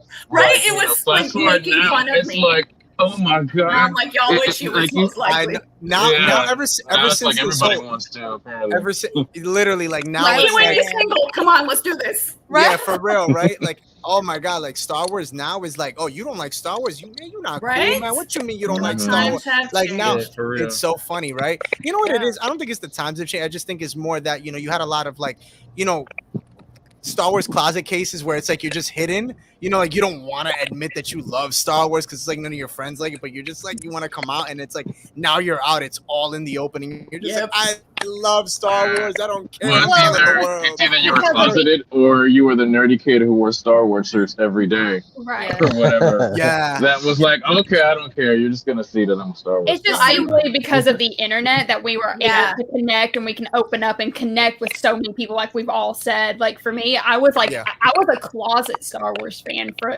the longest time because we'll throw it at you, Mariah. We'll throw it at you now since you're going. You might as well just tell your story. I'm sorry. Might as well. I mean, you were in it, so go for it. Yeah, girl. go ahead. You started I didn't start to being a fan till later in life, and actually it was because of my younger siblings. I wanted to be a better older sister to them and like what they liked. So sweet. And I wanted to understand them because we're like 10 years apart. So I took upon and got into the different fandoms that they like. And Star Wars was like my brother and sister's language, and they loved it. They loved the Clone Wars. They were babies when the Clone Wars came out. So I sat down, made sure I watched it every Friday afternoon after school with them, come home. And I didn't know the characters, but I let them explain to me because they've seen all the movies. They were little. They were like, I think they were 5 and 6 years old, and they knew all the characters. They were obsessed, and I just wanted to be a better older sister to them. So that's what got it to me. And then seeing Ahsoka really related to her, of course, as a character, because when I stood away from Star Wars as a kid, honestly, and to be completely honest, because no one in that franchise looked like me. I did not see anyone in there. I did not see it was inclusive. I just thought it was kind of like a boys thing. I just didn't see myself into it until I saw the Clone Wars, got to see different characters. I could see it animated. I could have put myself into this world. So my OCD kicked in. I became obsessive, of course, with it since then. But really what got me into it. But I was never vulnerable or told people that I was a Star Wars fan growing up, going through school. I was bullied a lot, so I was not going to add something else for them to bully me on. So it was like, I'd rather have been bullied on this thing instead of being bullied on something that I loved and turned me away from it. So I was a closet nerd, basically. I was trying to fit in with the cool kids, and it just wasn't me. And it wasn't until quarantine that I could actually express myself through my social media that, hey, I'm a nerd. I love Star Wars, because my social media at the time, because I was in the fashion industry and it was all about fashion, I was doing my modeling and stuff at the time. And actually a model agency actually dropped me because they couldn't market me, because they were like, we don't work with Star Wars or Disney, so we can't work with you. And I was just like, you know what? It's not worth it for me, because I was like, this is something I love. Like, they weren't even booking me anyway, so I was like, forget it. So I got another big girl job, so I just gave that whole career up, and ever since then just came obsessed. Met Bella, started working with doing stuff with her universe, and I've seen everyone's posts throughout the years, just like admiring everyone and this whole fandom. Dupree, Ray, just loving everything. I'm so glad I got to meet you, Megan and Jasmine, from this, and like I say every week, I thank Rob for making this YouTube channel. You keep changing names, so I don't know what to call it. This is the last one. I swear to God. Hey, it's only been twice. It was Rob the Rogue Jedi. It was Rob the Rogue Jedi and the Eternal Sith. Hey. And it was Darth Puppy. Darth Puppy. Well, now I made an intro, Darth Puppy's behind closed doors, Dupree, that we don't talk about. I don't know what show I'm on. I'm just on a show. So it's fine. But I have to say, I thank every day for meeting you all. And yeah, so that's it. That's my story. I love you, Mariah. I love you so much. I love you. Well, Mariah, you know you like a sis to me, girl. So I appreciate you being here. No, I'm always so grateful. I mean, I've really next week I will be taking a mental health week. All right, we'll give you the one. We'll give you the pass. Yeah, we'll give you the pass. Me and Dupree will talk about. We'll talk about this after. We'll check your days if you have any days. But anyway, going back now. No, I'm super grateful, and thank you so much, Mariah. I really do appreciate it. So I always love your story, and it's just a beautiful one. So thank you again. Thank you. Last one is and then George. Yeah. Oh, why I have to be last? I'm nervous now because I'm last. It's gonna be that one. It's gonna be that one, and then we're gonna get back to some Star Wars talk, and then we're gonna talk about. I'll make it quick. we're gonna talk about we're gonna talk about Tom, and then we're gonna talk about Ray a little bit on the fan films stuff. And I want to get into that one too. Yes, we're gonna get into that. But let's get that one now, and then we'll go back into the Star Wars stuff. Go for it. Well, George. No, make it quick. Well, I used to 1934. Well, I used to play with George Lucas in Modesto. He was like my best friend across the street, right? I had a feeling. No, man. No, so when I was a kid, I mean, I remember seeing like The Empire Strikes Back in the theater. My parents swear they took me to see Star Wars, but of course I don't remember. I was really young. But I do remember watching Empire in the theater. I remember watching the trailer on TV and saying, "Oh my God, there's Darth Vader again." I was like, I have to go see this. Dad, come. Look at the trailer on TV. I mean, the preview, right? Back then, he said. So they're like, don't worry, son. We'll take you to watch Empire Strikes Back. So, of course, I saw that at the theater in 1980. So ever since then, I've been hooked. When I saw Vader, it was it for me. The dark cape, the mysterious helmet, the lightsabers. I was just like, Stormtroopers. Mom, I want to be a Stormtrooper for Halloween. My mom was like, yeah, I don't know if I can make that costume back in like 1980. So, yeah, so I got into all that. And then, of course, Return of the Jedi. My parents used to buy me all the toys and Christmas from Empire and Return of the Jedi. I used to play with my friends across the street. We would like do a whole indoor like setup. Like, I'll bring my AT-AT. I'll bring my AT-AT T-Walker. I'll bring my Biker Scouts and speeder bikes. I'm like, we had fun. So we had a blast. So then once Return of the Jedi finished, and like there was a long time with no Star Wars, I could not find a single Star Wars friend. And so I started getting into like in 99, 2000, I bought my first like Stormtrooper kit, and that's when I started building it, putting it together, and I got into the 501st, and I did that for about 10 or 12 years or so, and ever since then I haven't looked back. I mean, I've got a huge collection from my parents buying me back when I was a kid, and I've always loved Star Wars. I mean, it's just embedded in my blood. It's in my blood. It just can't. There's no way I can like not like it. And this so, I mean, is George. This is all he lives. Yeah.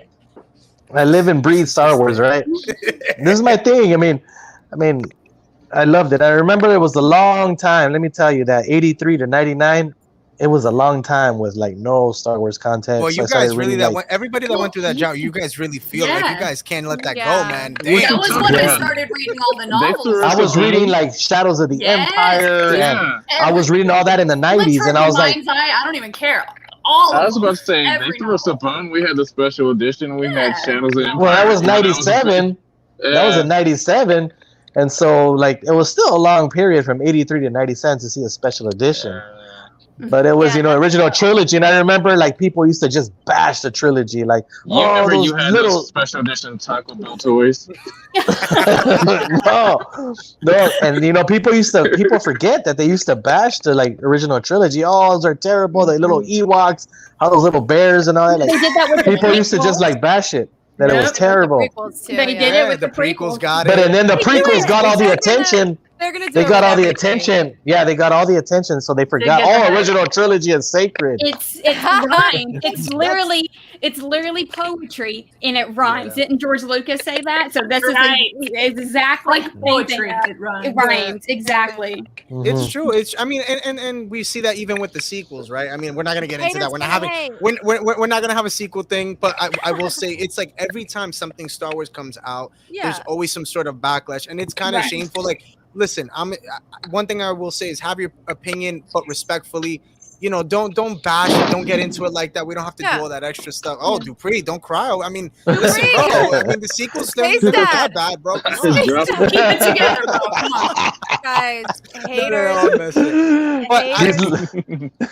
are just always gonna hate. A dear friend of mine works at Lucasfilm, and she told me that they get so much hate mail, and she says what we do is we pick the most vicious one and we frame it on the wall every month. That's beautiful. Yeah, because like what you hate me? Okay, like go get a therapist. Next. I don't know, like next.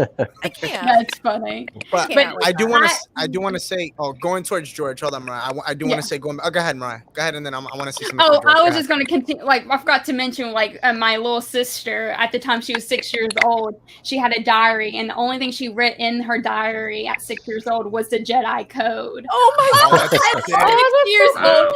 That's next week, I'm going to take her. She's going to her freshman year of college, so she's going off. So I'm going to cry, and I have that journal. journal. So it was a pink journal, and it was like, you know, like those journals that have like the Bible scriptures at the bottom of it. It was one of those. Instead of her writing her daily scriptures that she was supposed to, she wrote the Jedi Code. So that's amazing. I love it. That's amazing. So that is awesome. That is sick. Funny. I do want to, we've praised everybody. I do want to praise George as well for your story, dude. Thank you so much. I do have to say, George, as well. I have mad love for you, bro. I mean, if it wasn't for you, I wouldn't know Dupree.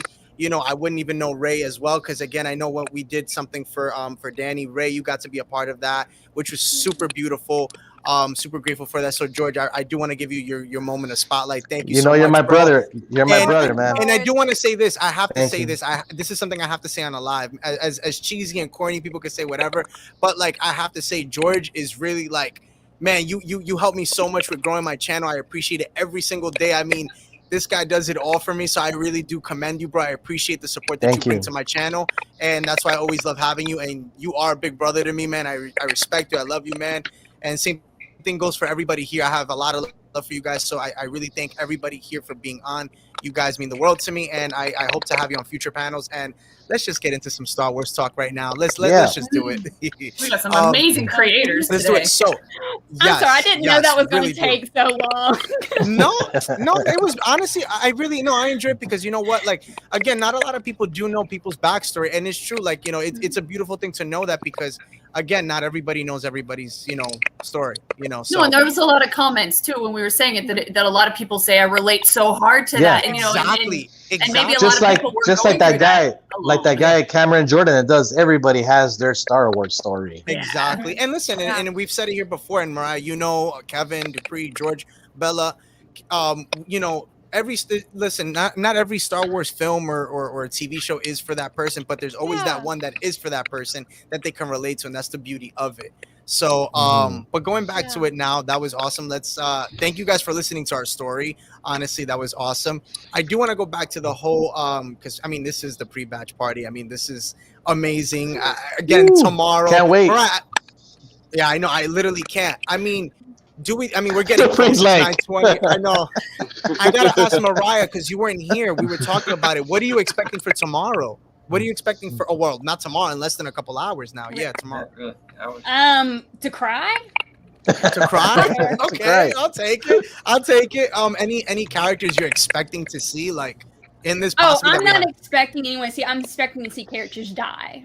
Yeah, me too. Yeah. So you want somebody to die? One in particular, I think. Right. Yeah. Huh? Can I ask you who?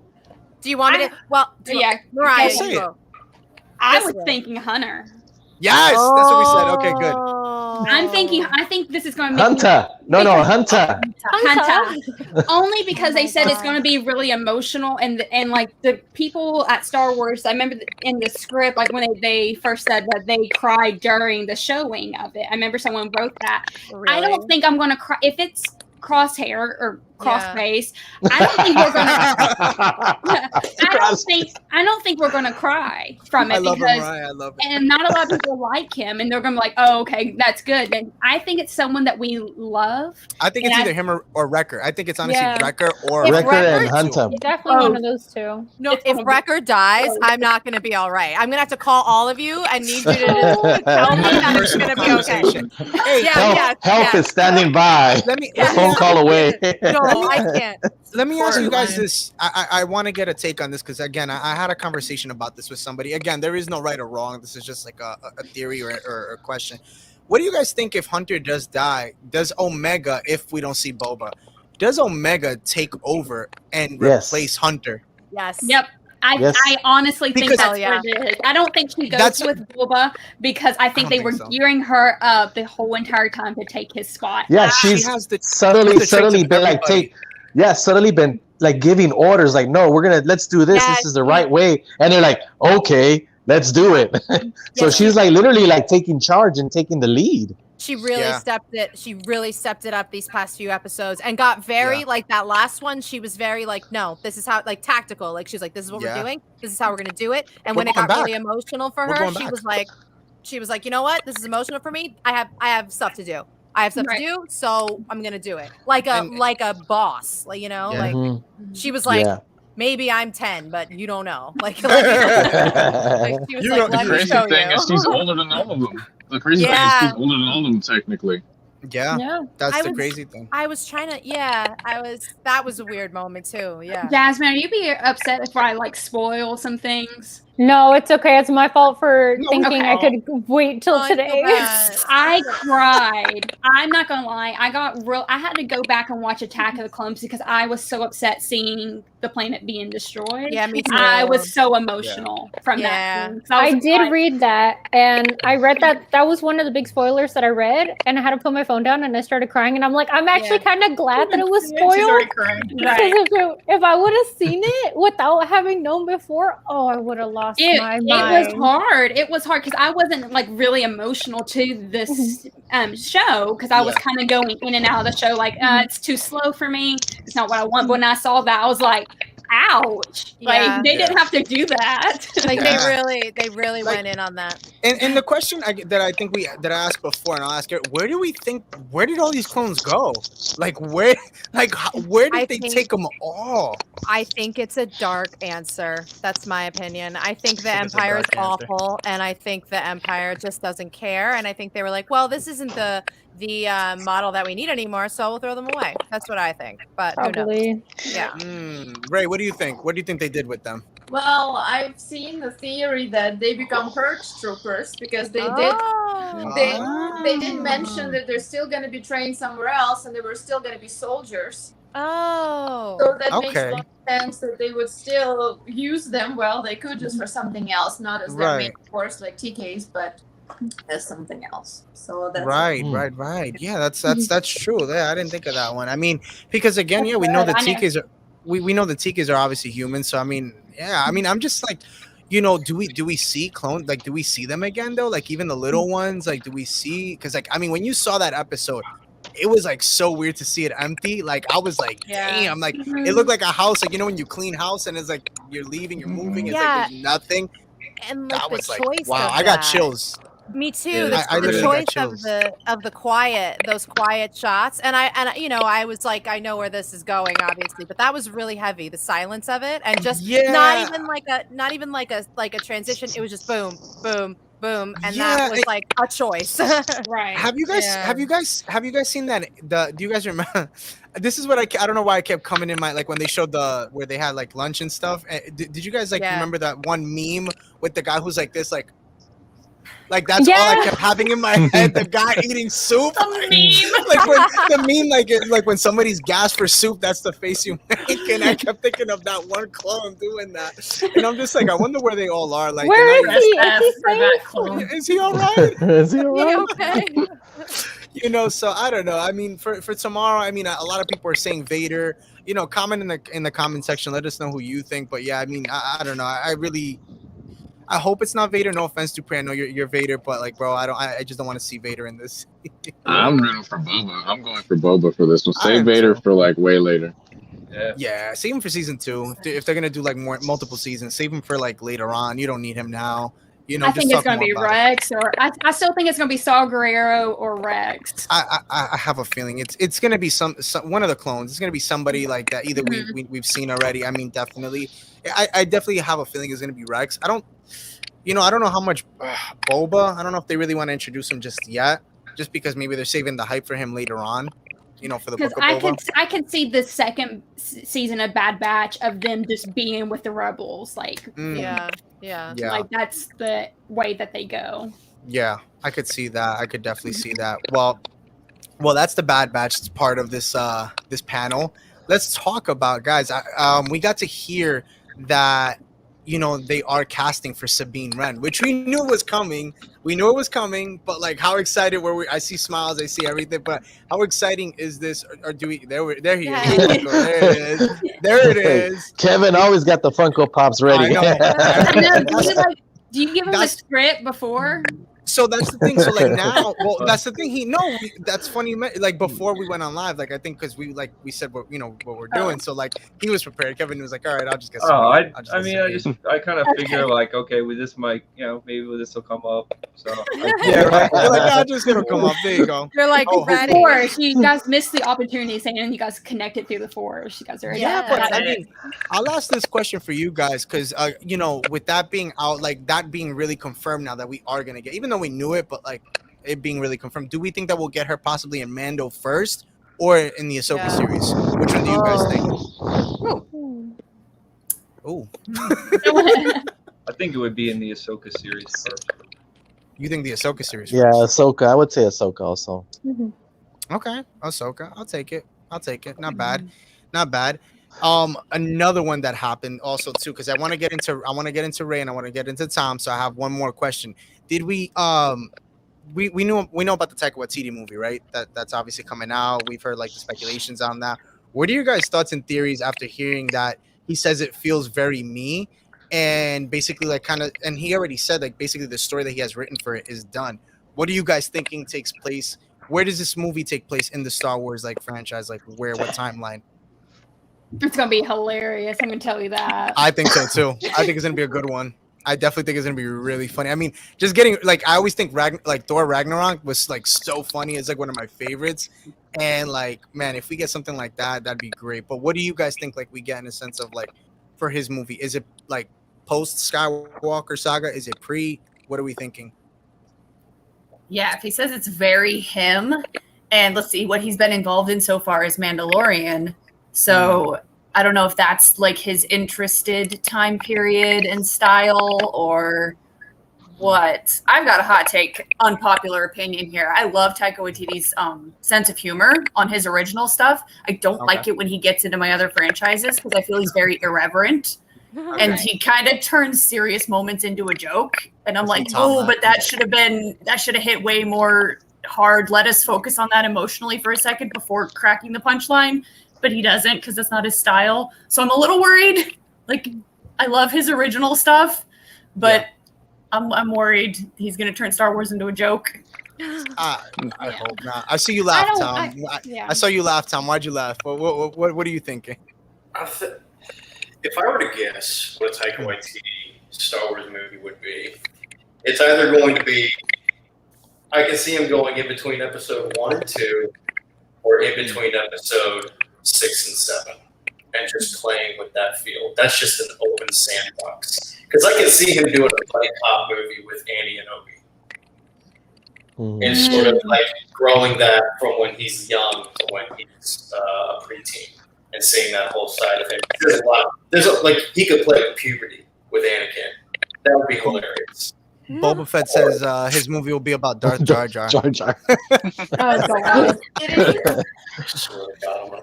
he'll finally give me the Dexter Jester story. Like he'll be the one to do it. But I love Taika's sense of humor. I think he's hilarious because he has one thing that I really like about him is that, and not to bash on what you just said, but like he doesn't care. At the end of the day, he's gonna make what he wants to make, and I love it. It's like, do I want to throw a bunch of people into the air? And I'm sorry, go ahead.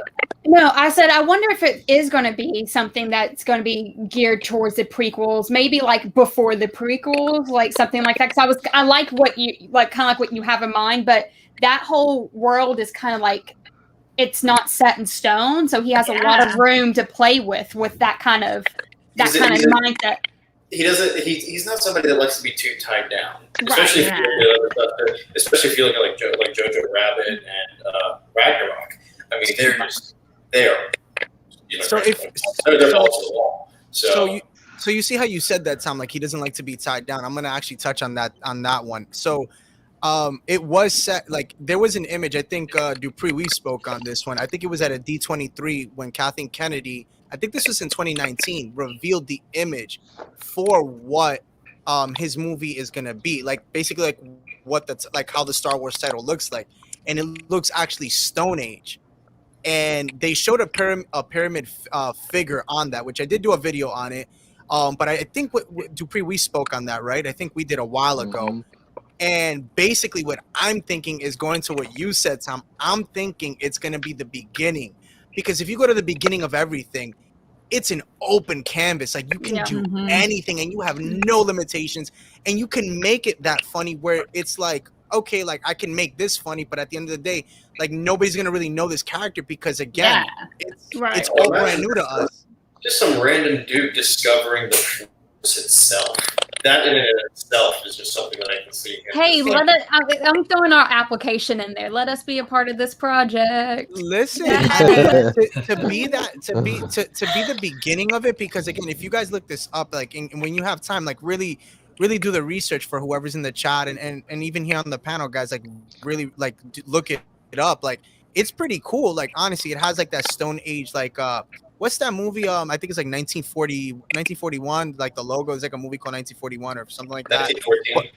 Yes, 1948. You know what I'm talking about. And like it has that Stone Age logo, and that was what it was inspired from. And you know, they were talking about it could possibly be like the dawn of the Jedi, the whole beginning of everything. And they showed, like I said, these pyramid figures where it's like, you know, where everything started with a Thoyor, which that's a whole nother thing. If you read the comics and the book, Dawn of the Jedi, it kind of talks about it there as well. So it would be really nice to get something like that. I think it would be to cool. see him do something that's unexplored so far. It'd be nice to get him his own little time period out of what's already been covered, you know, like the battle between like that 1,000 years prior to when the Sith the were Jedi destroyed. and the Sith. Because he loves battle. It's going to have some kind of action in it, so I mean, it's definitely going to have some Darth Siths. I don't know, maybe if they went that way. Listen, touch on Korriban time. Honestly, touch on that whole time before everything. Like, we need some more Korriban. Honestly, like we never. It's like you hear this in the Old Republic. Like, honestly, touch on Old Republic stuff. Like, let's talk about that. Darth Revan in my life. Yeah, and that's another thing. So, like, for example, like the other love of my life. No, and it's awesome you mentioned that, because we are getting a hologram version of Darth Revan in the Acolyte. So, like, that could be so awesome if he can just touch on that. But you see, the one thing I will say, is this a 1 movie or is it a 3 movie that he's doing? You guys know? He's doing a trilogy. It's 3. He's doing a whole. He's doing a trilogy. 3? Yeah, he's doing it because it was before COVID. It was supposed to come out actually. Because remember, a lot of these things were supposed to be out already. Yeah. It was supposed to come out 2022, and it was supposed to be 2025 and then 2027. That was the setup for Taika Waititi's version of Star Wars, but COVID, we don't know. It's kind of like all, you know, so I don't know. And then also too, remember, it's definitely a beginning. Then if it's 3, I definitely say it's a beginning. I think so. Because also too, we have to remember, we also have Rian Johnson's Star Wars coming out, his version of it, you know, what he's going to be doing. Well, I hope. I hope, but you know, again, I don't know. Maybe Taika can take us back to Tython, and we can see the origins of that temple that we visit in Mandalorian. See, perfect. You mentioned that. Cool. Why can't we touch more on? See, like, because again, we do know that Tython became uninhabitable.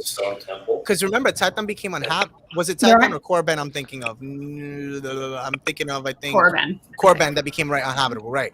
So I would like to get more on Tython, because that was the beginning. That's where it all technically started. Mm-hmm. So there you go. They shot right there in Southern California, so you guys can go and call me. Right there. And honestly, like, that was one of the things, like, a lot of people didn't really catch, like, that where Grogu, that scene was, that's where it all started. So, like, if tell they us can touch that more story. On that, that'd be Give it a great. little history. And again, he was a part. You know, he was a part of the Mandalorian. You know, directing and the writing on all that. So honestly, if he could, you know, benefit from that, I mean, he already has the end. I mean, he did the season finale of the season 1 Mandalorian. So hey, it's a benefit with that. We're gonna love it. That's what's gonna happen. We can't wait. We're all gonna love it. Even if you guys don't, you're gonna love it. Exactly. We're gonna love it. Yes, we are. So now let's talk about Tom, dude. So let's talk about your stuff, and then we're gonna go to Ray's. Tom, talk about your fan film and talk about what's to come for it, and what you can tell us about it a little bit, and I'll give you the spotlight. All right. Wow. Way to showcase my apartment there. Thank you. It's nice and cleaned up. I have to say, I really like it. It's nice and cleaned up. Yeah. So, a little bit of backstory on me. I've been doing Star Wars fan films and productions for about close to 10 years now. Started doing stuff in high school, and then moved into making my own stuff and then doing VFX for other people, and then up to working me into pre-med. But I've always liked writing and directing. I've always written all my own projects, and I've always directed all my own projects. Took away from acting, and then started getting really heavily into the editing and production of everything. So actually, about 2.5 years ago, when actually the week or two after I got back from California from the Vader premiere, I started doing concepts and draw-ups of this idea that I kind of been mulling around. Previously that year, me and one of my closest friends had done a period piece for the Knights of the Teutonic, a German faction of the Knights Templar. And he had made the costumes, and we did some test runs, and then we ended up doing a 40-minute short later down the road that he did for a final. And we did the whole preliminary of that. But I love Knights, I love that aesthetic, and I love the brutality of it, the sort of primal nature and everything. And obviously, Jedi are called Knights.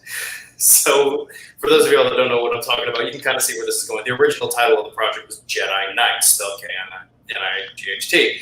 And it was originally going to be this idea of we would do a short film with two characters fighting each other in full medieval armor, full steel, full Teutonic kind of looking stuff. And then I started doing some concepts, and I started doing some designs, and I started drawing some stuff up. And eventually it came to the point where I was like, there is a whole world that can be like a real spin-off, like not in the same universe, but the same sort of story. There's something here. And I kept feeling it, and I kept working on it. Did some concepts, drew up some characters, and started working on some stuff. And eventually it got down to about a 58, 57-page script called Nightmare, a Medieval Star Wars Fantasy. And so I began production on a live-action feature film, Medieval Star Wars, where we have Order 66 in medieval England. That's with awesome. knights, wizards, bows, full steel-plated armor. Oh my god. Yeah, and we have four brand new original characters that we're going to be following throughout the entirety of the project, from the end of the Clone Wars into the age of the beginning of the New Empire. That is so exciting. That's I'm sick, freaking dude. out. I'm freaking. I love. So, go ahead. No. I was He's just like, gonna say. No. I was just gonna say that's literally everything that I love, and you've just combined it all, and I'm like, that's like. It's essentially Lord of the. If you want to mull it down to its base elements, it's Lord of the Rings meets Star Wars. Stop! It's treason then. Okay, Bella. Right. If you need a kendo, I'm not an Kendo. expert. Yeah, but if Bella, you need to go to Texas. I will Yes, go. we are filming in October. We did some preliminary filming with some base costumes recently. We had a little bit of production issues just getting costumes made for as many actors as we got. And then here was the other trouble. Here was the other trouble that I ran into. I started this back like 2018, like right when I got back, and I started doing all the designs, and then we got everything locked in. And then I started, okay, where can we get the armor? How are we going to do the armor? Are we going to order it? Are we going to custom make it? I had originally wanted to custom make it, which that was a fun process. Yeah. Eventually, we just had some people leave, and some people couldn't, fulfill stuff. They had other stuff going on. COVID was just incredibly hard. And then we started really leaning into like, okay, this is what we're going to do. This is the story. This is how everything's going to happen. We started doing location scouting. Thankfully, we have 800 acres to play with up here in Texas. That is awesome. Oh my and, gosh. and thankfully, we found an actual abandoned castle about 2 hours away in Oklahoma. Wow. We're full on hyped for it. We got in touch with the local film school down here that my buddy went to. Actually, Tiffany Vollmer reached out to me, and she's on the board for one of the film schools. For those of you who don't know, she's the voice actor for Bulma from Dragon Ball Z. So she reached out, and we actually went and auditioned some people from the media tech school down here in Texas. We helped, both me and my friend who helped me kind of get everything together are both professional videographers and editors. So I work for a television show down here in Texas, and I do video editing daily. So we, hired out a bunch of gear, and we held auditions for like about 50 people, just locally. and we ended up with a cast of about 20 people at the beginning of everything. So cool. The hardest part was figuring out how I'm going to turn droids into people and actually get a separatist army and a clone army. And the other part of this that was really interesting to do was about 2019. There's some art that started popping up of medieval Star Wars. Yeah. I actually literally just built a medieval Leia. I just built an entire armored medieval Leia. The hard part was making sure you got to do the medieval Vader, bro. You got to do it. You got to do it, Dupree. X-wing horses, come on. Yeah. So the hard part was actually making sure that none of the designs that I came up with meshed too hard with James. Right. Especially the clones were the hardest part. Yeah. The clones were the single hardest part to do. I eventually ended up just saying, screw it. I ordered 3 custom 3D models of their helmets and ran off. So that was a real fun part. But we started doing some preliminary testing with the base costumes last month for a night shoot. And then we kind of locked everything down, and now we're just waiting on them. We decided to go full steel plating for everybody. That is so fun. We're waiting for the rest of the costumes to get in, but come October 31st, we'll be wrapped on production. That's awesome. Awesome. We're currently looking at February release date. Oh my God. Right now. Wow. So we're looking for sort of a Valentine's Day release. So I like that one. That's a good release. That's a good date to pick. You just awesome. Truly gave me something to look forward to in my life, and that means a lot these days. So it's a date. Oh, that's awesome. That's awesome, dude. Wow, many blessings, dude. I cannot wait for that. And man, I think we'll all be reposting that like crazy. So cannot wait for that to come out. Literally.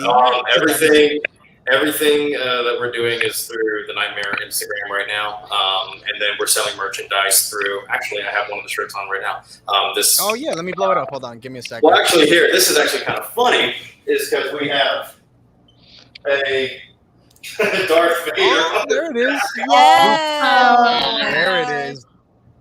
Dude, I better see that helmet in a week.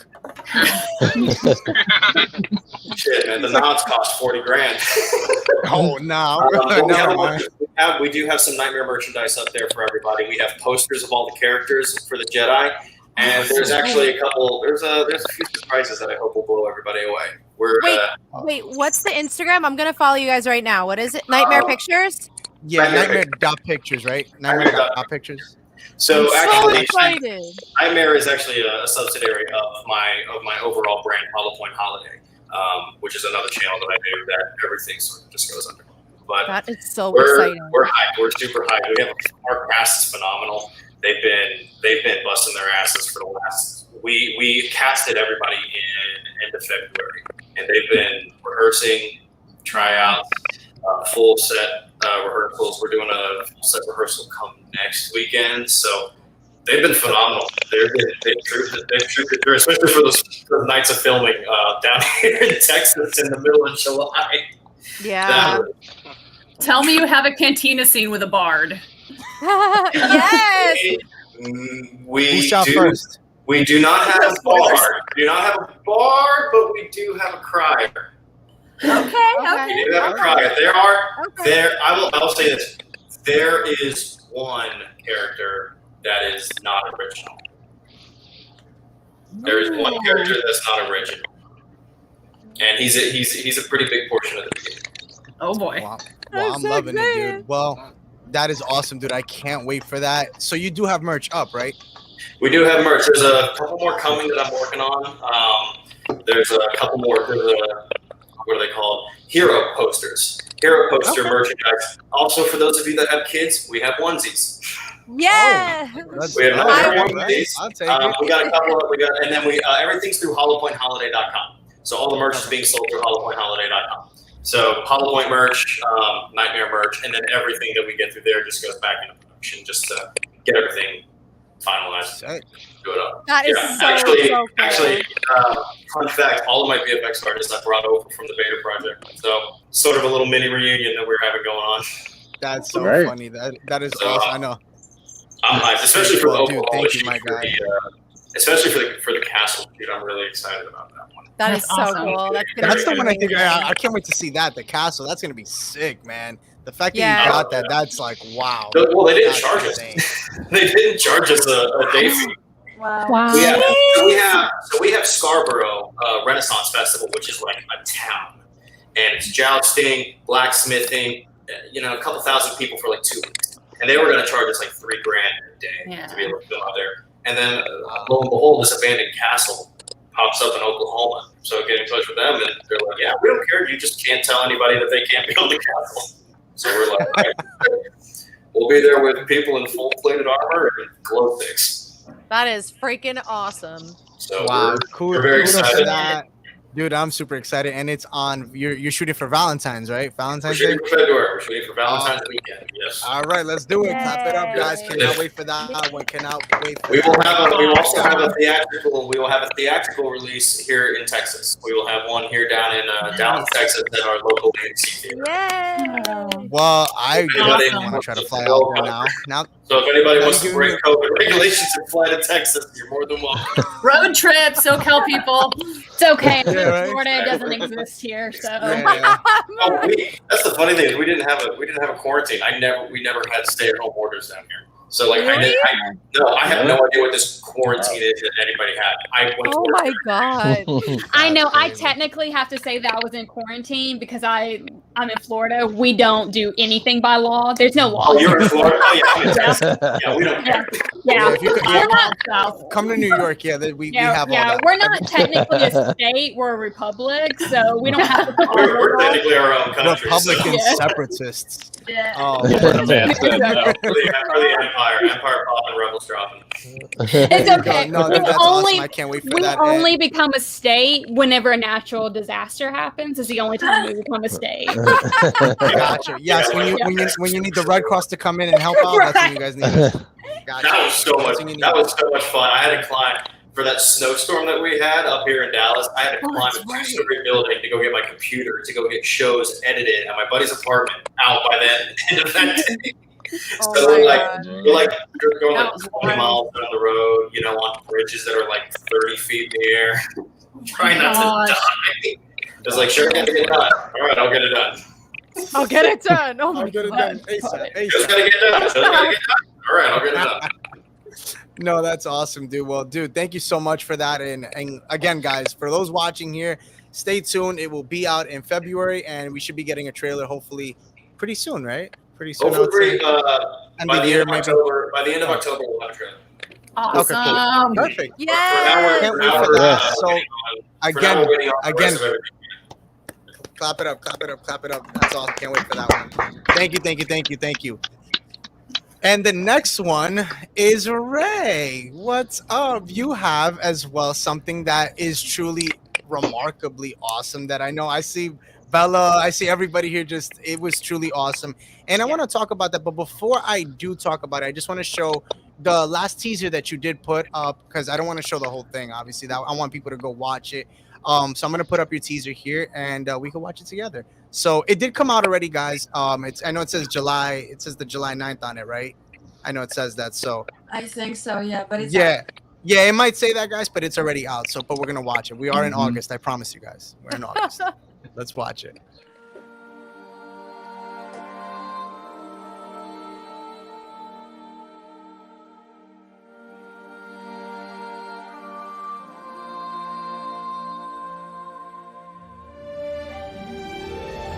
I have to know the truth.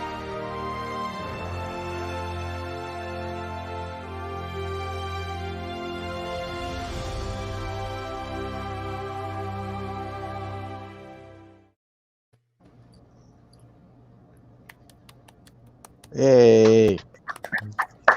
You're muted. Amazing. Rob, you're muted. I figured that. Yeah. No, that was awesome. I was saying that was truly awesome. I mean, the film itself is just super remarkable. Super it's beautiful. I'll leave it to you guys. I know you guys probably have questions, and I want to start with Mariah.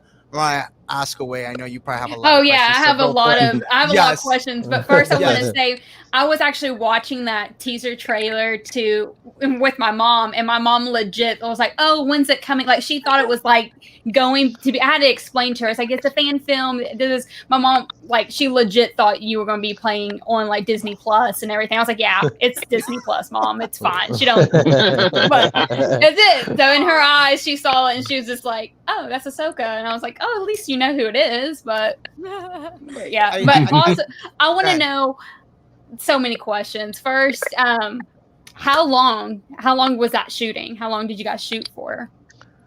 We were shooting over, I think, like 4 weekends, I think, and it took together, I honestly didn't even count. I think like 7 days, 7 or 8 days, give or take, because everyone had to do it in their free time. So we had to do it like a Saturday and Sunday, right? Like that. Yeah. So about that.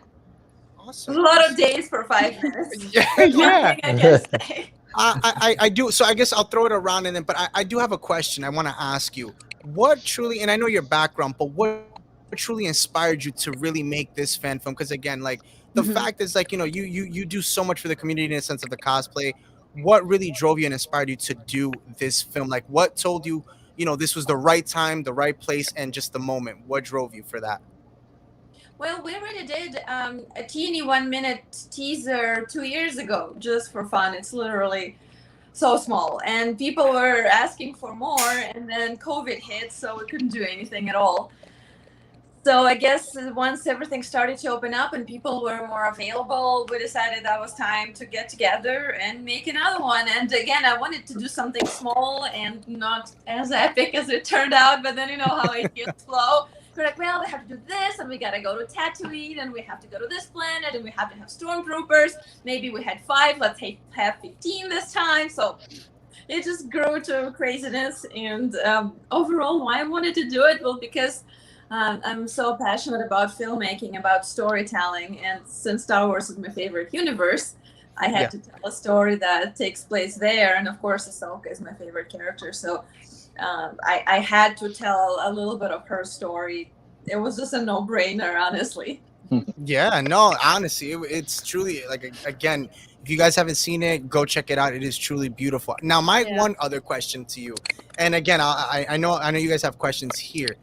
Will we see a feature of Vader, aka Dupree? Will we see you guys in a future film? Will we see you guys collab at some point in time? Because I feel like that's the next thing. I think everybody. We always do. I know, but I'm just saying in a film. Are we gonna get that? Are we gonna get that fight scene recreated? There's literally a picture of me and her in her background. Again, I want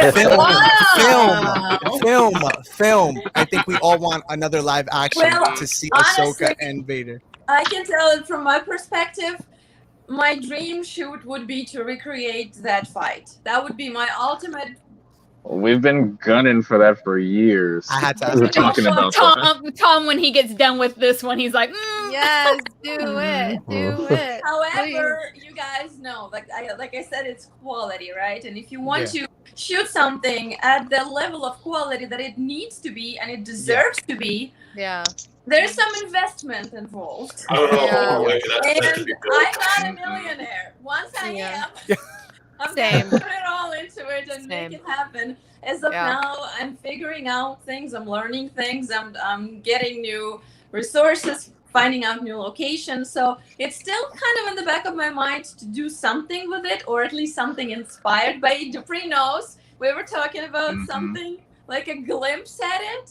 But to do it properly with all the rigging, and you can imagine the amount of special effects it will require. Yeah. So, it's not going to be easy. Tom's your boy. Tom's here. I want to. Hey. He's like, no, I'm good, bro. He's like, no. Hey, little small tidbit. Tom did like all the rotoscoping lightsaber effects in Vader, so he knows like how tedious it is to do any thing any fan film when it comes to like lightsabers. Yes, I know. That's why I saw him. He was like, the worst one that I think I ever did was I did a 4v1 and one person had 2 blades. And it was but here's what's bad. Here's what's really bad. I didn't have the current equipment that I did. I did it on the same stuff that I did Vader on. It was a 2010 PC laptop with 2 gig of RAM, and I did everything in a Starbucks. Wow. Oh my gosh. Wow. That's the force is with you. That's awesome. Wi-Fi. And to this day, it's actually the favorite effects that I've done. The way that the sabers turned out. Actually, it was I don't know if any of y'all are familiar with the lightsaber choreography competition. Ryan versus Dorkman, Alice versus Nate, that whole side of everything. Yeah, it was for that. And we actually ended up winning. Nice. But it was hell. No, we had just to give y'all an idea. We had a team of 40 people on Vader Shards of the Past, working 24/7. You didn't tell me that, Dupree. I know. How could you even tell us? We had a Discord running 24 hours a day. And it was crazy. Yeah, so just to do that 15-minute with that level took that many people working multiple jobs. So we're, one day we were working on one shot, and then the next day it's like, all right, turn this around and go work on this shot. So it's thankfully I was able to get 4 of them for Nightmare because 1v4 with cross guards. Wow. That's 30 blades. That's 30 blades going off at once. It's a lot of coffee. Wow. That's crazy. That's crazy. Wow. I'm not looking forward to those nights. Because I know I gotta suffer with them too. No one's gonna let me get away with not doing a saber effects. Damn, that's Now, crazy. Ray, did you have any work in your video editing? Well, we had basically 2 people do everything except the special effects. So it was the director who was the director, the camera guy, the effects supervisor and editor. And so Jason was just a champ. And I was creatively involved in everything, in every single step, from the idea to writing to producing to post-production. So we were looking at everything together, every single shot, frame. So it was just like basically 2 of us were working on everything. On special effects, there were 3 people that worked on it. Wow, that's crazy. I do want to ask you, Ray. Did you get to, from this film? Has anybody contacted you to work on like future things, like just in general, like anybody big possibly that you can maybe share? Just that it benefited in that sense. Well, I had a lot of people just reaching out, saying hello, and just mentioning future projects to work together. But we're still talking. As of anything particular, not yet. But again, it's been out not that long, and it's still making its rounds. So I it is a little bit of time because I know the word is spreading, and I know people are hearing about it and watching it. So we'll see how it goes. Yeah, no, I mean it's truly an amazing one. I mean, like I said, it's awesome to see that because again, we don't have much of obviously a live Ahsoka, right? Other than Rosario Dawson's version, right? But it's cool to see, you bring that out, and now we have more of that, right? And hopefully, again, to see more of that from yourself is going to be amazing. Oh, I'm making more. I was just like. Now that you mentioned that, it was just so interesting because I didn't have to depend on any other live action series. When we started to film this, the Mandalorian episode wasn't out yet. So my only reference in my performance was animated Ahsoka from Rebels, basically, mostly from Rebels. Right. Because it takes place right in between the Clone Wars and the Rebels. So I had complete freedom to do whatever I wanted to do with her while staying true to the original. And I'm so happy that people really loved that take on her. Everyone wants to see more. Some people didn't read that it's just a trailer. It's not a trailer to a feature. So they're like, where's the feature coming out? I'm like, when's the rest of it? Not yet, but I am going to make another short film or several. So I'm just talking to a producer right now. We want to do a series of 15 minute shorts. because Wow. it's a little bit easier to just break it down like this. I don't know how Yeah. many, but we're thinking about the first one already, and it's a little easier. They will all be tied in the main story, so into Fulcrum, but they will just be broken down like a web series, I guess. And we're already talking about Oh, a web series? What? something like be that. amazing. Again, it all depends on so many things. It all depends on people's Listen, availability. On all I everything. know, all I know is, that at the end of the series, we better get that scene recreated with Dupree. That's all I know. We better see that. We got to see that fight scene at the end. We have to see it. We I don't know have to. what's gonna happen, but we will do something. I know we have to. Ray, let me ask you a question. Let me ask you a question, Ray. Yeah. Let me ask you a question, Ray. Anything like with Blade Runner? That's her thing. I know. I knew. I was waiting for Joy. Well, with Blade Runner, I'm thinking about one idea. I don't know if you saw, but I was the live action version of the main comic book character from Blade Runner. So I did 4 covers for them as that character. And now we're thinking about doing like a promo film trailer for the comics where I play that character already. Also as a live action version. So that's in the works right now. I don't know if it's gonna follow through because those things are so flimsy. You never know what's gonna happen. One minute they want to do it, another minute it gets canceled or whatever. So I would love to do that because Blade Runner is my jam, and anything cyberpunky, yes. I know that's something George is always like. He's like, dude, Ray loves Blade Runner. Like literally, that's all George will tell me. He's like, yeah, you get her. That's her heart. You'll steal her heart with that. No, that's awesome. That's super cool. Hopefully, you get to see more. That's cool. Honestly, what'd you think of the game Cyberpunk? Though, by the way, I want to ask. I don't know because I don't play games, so I don't know much about it. From what I've seen, it looks cool. But okay, not bad. Anybody glitchy. else here? Let me ask Mariah, do you have another question? I don't know if you want to ask. I think that pretty much covered it. Like one of my questions. Oh yeah, how long did it take you to get ready? That's what I'm prepping myself for my own cosplay. How long does it take you to get ready for your Ahsoka? So it's gonna be easier for you because it's just the face. That's true. And then there are 2 ways to do it. There's a way to do it super fast, like when a photographer calls you and says, hey, I have a studio available in 3 hours. You want to come? So you do it super fast and it takes 3 hours. And then you have a long version, for example, when I prep for the video shoot, when you cannot hide any flaws, because for photos, you can always Photoshop little things if it doesn't look right. But for video, it has to be flawless, and I always try to be flawless no matter what. So it takes about 5 hours if I really take my time and I really look in the magnifying mirror and I paint every single thing perfectly. Right. So yeah, it's 5 hours. So one of those shooting days from Fulcrum, it was a 28-hour day for me nonstop. Wow.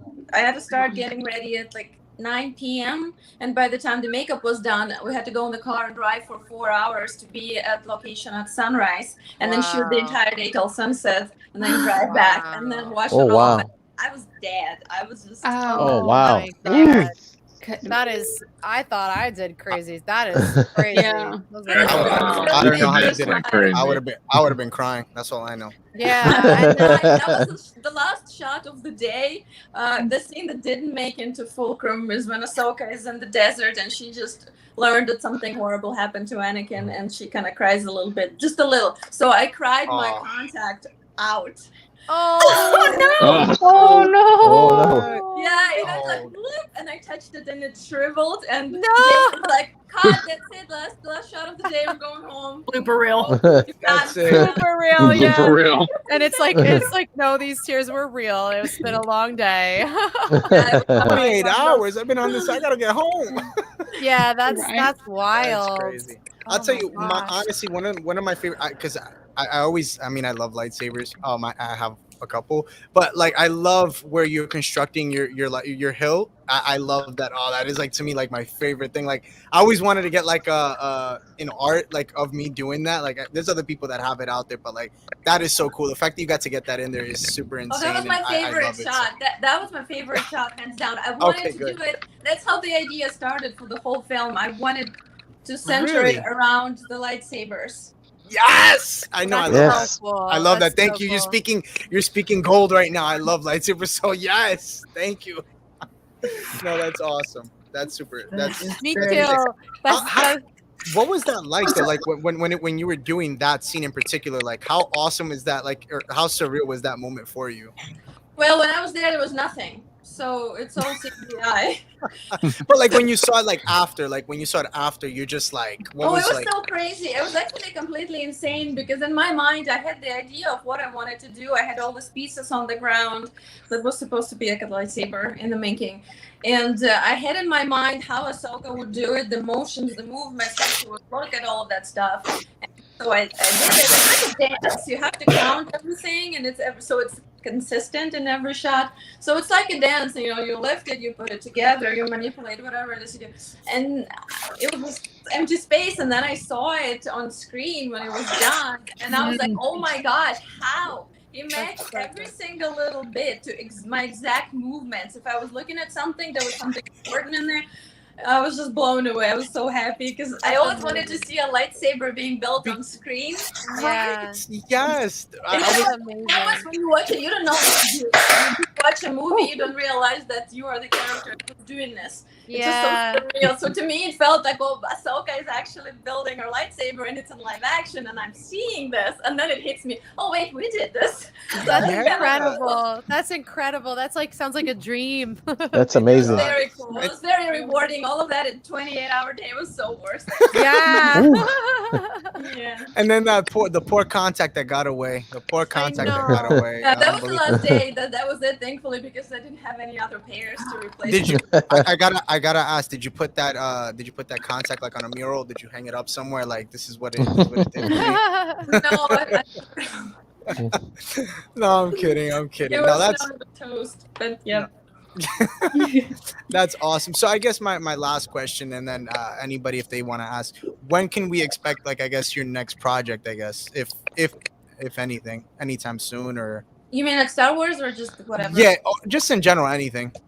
Well, we just finished shooting a music video that's very synthwave, cyberpunk inspired. So that's coming out pretty soon, I hope. And I'm shooting another short film and a feature next month. But that's all, you know, it's not Star Wars or anything. And Yeah. then hopefully in September, we'll start pre-production for the 15-minute short, and it will be not as action-packed. But still something so hopefully easier to do, and I'm hoping it will not take as much time. Listen, any Star Wars is great. Star Wars doesn't matter how it is and how much of it we get. It's Yes, still sir. something, and we love it. So, and especially by yours truly, we are definitely grateful for that. So, thank you so much for that. But yeah, again, this was a real good one, guys. I have to say, real fun one. I'm speechless after today. Honestly, this was really really fun. I know Kevin. He is the Funko King. Kevin, before we do kind of wrap it up, do you want to open a Funko? Because I know you wanted to open one up before. Yeah. Why This not? is the king of Funko, so to see him open one is always a treat. You know, we don't get it too much. So All right, we can do that. I just got some There we go. the two newest items that came out right here. They were delivered earlier today. I didn't. I just want to show your room, dude. I'm sorry, I have to. Wow. Yes. Wow. Yeah. Wow. So it's an addiction, really. He's like, I live for this You don't addiction. say. Nah, no So addiction, let's see bro. which one this is here. Oh, okay. Just got Funkos. So That's for it. all our Nothing Rebels crazy. fans here, we have the brand new. Oh, nice. Period. Yes. And then, Sick. I like that one. Oh my gosh. and then I have something else here too. Well, Ooh, we have a another second. treat. We'll be Well, right back these after two these new ones messages. just came out, so I got this other one here. I need to bring back the commercials that we used to do. Remember that, Mariah? We used to do commercials. We'll be Yeah. back after these messages. Unsponsored commercial. Yeah, just unsponsored. We They didn't get paid for they these. actually taped these all up. They normally don't do that. So while you do that, Kevin, I'll just show a little commercial here. Hiya, pal.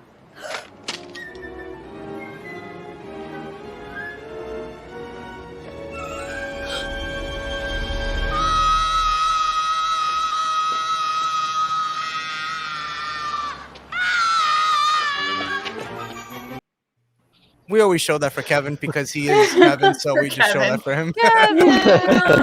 This was my first Funko Pop ever. I love the iron. I love that he has the iron. That's everything. But so our other brand new one here for I wanted that one so bad. I love her. So these are the two new ones that just released from I believe it was like San Diego Comic-Con.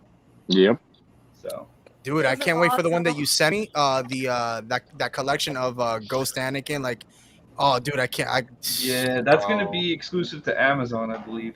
Well, you better get it, bro. You better get me that one too, bro. If you guys haven't seen that, it's like a 3-pack. It's got like all the Force Ghosts from Endor. Yeah, I sent that to actually Bella. Yeah. I was like, I'll be really upset if I miss that one. It's funny, Kevin literally sent me that, and I'm just like, dude, I gotta get that, bro. I'm like, I don't care where I get it, how I get it. Send me the link. I'm getting it. But guys, this was an awesome. I have one question, if you don't mind, for Rob and Ray. Just from a filmmaker point of view, I know it's your job, you work on a million things, but being a Star Wars fan and that being your passion, do you think that makes it easier or harder when you do a Star Wars project? Do you feel the pressure more, or does it make it more fun and you don't feel the pressure at all? Either or. Well, you're talking about Ray and Tom, right? Ray and Tom, yes. Yeah. Both are fan film peeps. I think it's both. Yeah, a little bit of both. I think it's both because you are having fun because it's your favorite fandom and you get to create, and thankfully you have a little bit of skills to help you with it. Especially if you understand filmmaking. At the same time, you know the fandom and haters. You hear the little chirps. You know what's going on. Bring your hate letters. to the table. So it's interesting for me, like doing stuff like doing like the saber fights. Like I've done my fair share of like just like one-off, saber fights where I'll have been behind it in front of the camera. Those are very easy because you can just have fun with them. There's no stakes, There's only really been one thing where I've ever gotten pushback from like an idea, but with something like with Nightmare, or actually this is a fun idea. My first movie that I ever made was a feature film. It was a Star Wars crossover. It was Assassin's Creed meets Star Wars. That's cool. It was hell. No, it's not on YouTube, and it will never see the light of day.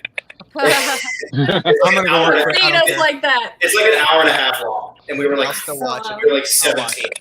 But we showed it to some of our friends who were also in the Star Wars community, and it was like, why did you do this? Why did you do that? Well, what makes sense with this? What makes sense with that? That can't happen. It's like, dude, we're 17. Just watch the damn thing.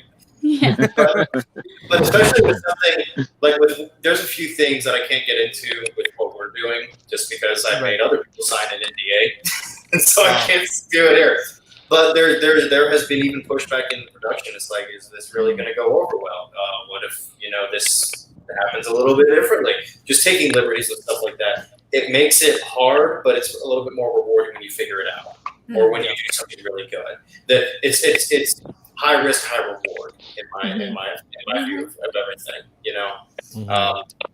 So just coming from my stuff, because I do other stuff outside of this. Like I do a lot of military stuff, do a lot of gun stuff. I do a lot of drama, stuff like that. So just it's fun to be able to do whatever you want.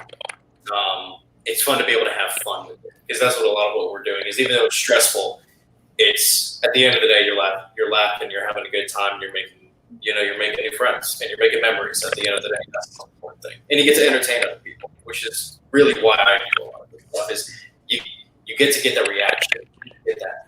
Or that. Oh, dude, did you see that? Or there is that. That's awesome. Exactly. It's the wow factor. You get to make people say wow, and at the end of the day, that's all I'm doing there. Yeah. Yeah. Sorry, I interrupted you. No, that was awesome. Thank you for that question, Megan. That was truly awesome. Honestly, I appreciate that. That's beautiful. Yeah, guys. I mean, I'm still in awe on this panel. This was such a great panel, and I'm so grateful to have you guys here. Before we do end, as things that we do, before we do end this segment here, we're gonna tell everybody basically where to find us, what we have coming up, and that'll be the final thing. So I'll start it off with Kevin. Tell people where to find you and what you have coming up, and then you go to the next person. Sure. So I can be found on Instagram. I'm mainly active on Instagram. the.Fandalorian, and it's the same name on YouTube as well. And I'll probably have a new video out, not this weekend, but next weekend. Dope. And then on to Megan. Oh, thank you. Okay. We are Sexy Wookiee Squadron on Instagram, YouTube, Twitch, Archive of Our Own, Tumblr, and some other stuff. And then Sexy Wookiees on Twitter. So that's us. Yay. Anything coming up? Yeah, I think we're gonna do a new book club series, girls only. It's the Simp series, reading through some Republic Commando. I don't know. Okay. Simping upper clones. Just me and Jasmine, your girl. Gotcha. Love it. Gotcha. Well, thank you for that one. And the next one, go for it, bro. Y'all can find all the Star Wars related stuff on the Nightmare YouTube channel and on the Instagram. And then all of my Hollow Point Holiday stuff is on YouTube at Hollow Point Holiday.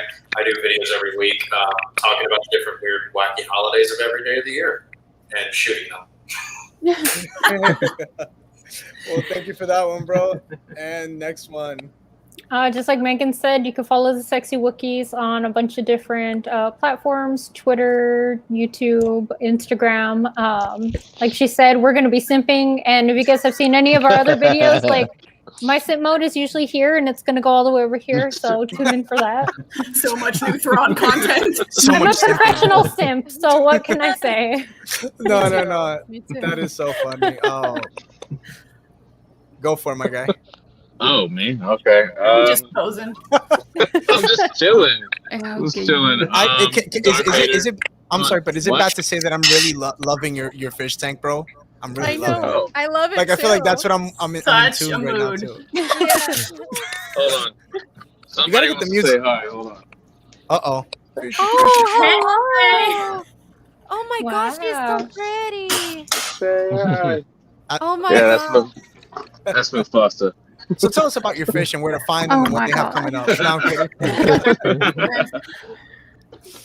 Dupree, aka Dark Hater. You can find me on Instagram, YouTube, a little bit of TikTok, and I should be plugging Twitter, but Twitter as well.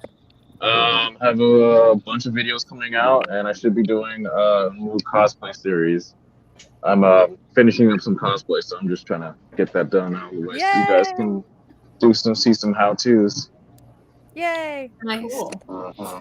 There we go. Can't wait for that one. Woo woo. Attaboy. And next one here. Yeah, well, I'm George, and you can find me on Instagram. I'm mostly active on Instagram at Para the Force. As far as coming up, probably going to Disneyland this month for my daughter's birthday. And From that too. Happy Yeah, birthday gonna- to her. oh, thank you. Shout out there, George. I'll probably be posting when I'm out there, and I'm still trying to get my old cannery collection together. So And it is I'll a be good posting that later. I posted like one video, but still a lot more to go. Nice. one. That is true. And the next one. Oh, hi everyone. Well, hello there. Hello there. I Kenobi. am. I wish, and he's behind me. Though. Can you see him? I can't figure out how to point to him, but he's right here. Whoa, Somewhere this back there. way. There he is. I'm Yakobella Luongo. Is on that the Friends version of Star Wars? That is dope. yeah, they're having just noticed. milkshakes.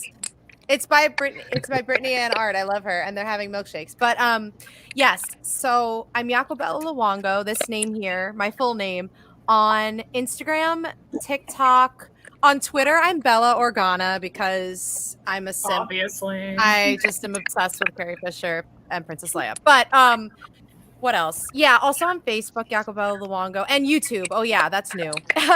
And coming up today, I was asked to be Leia in New York Fashion Week. So What? Let's go. Can't I wait for know. I was like, what? that. Yes. That is awesome. So that'll be fun, and I do have some very exciting little shorts coming up. I'm not allowed to say really anything about them right now, but I will say that they are Star Wars and DC themed. So Ooh, DC. yes. So Ooh, please, let's go. please, Dun, please, dun, please. Dun, dun, dun. Titans tonight. Titans, Yeah. yeah. My sorry.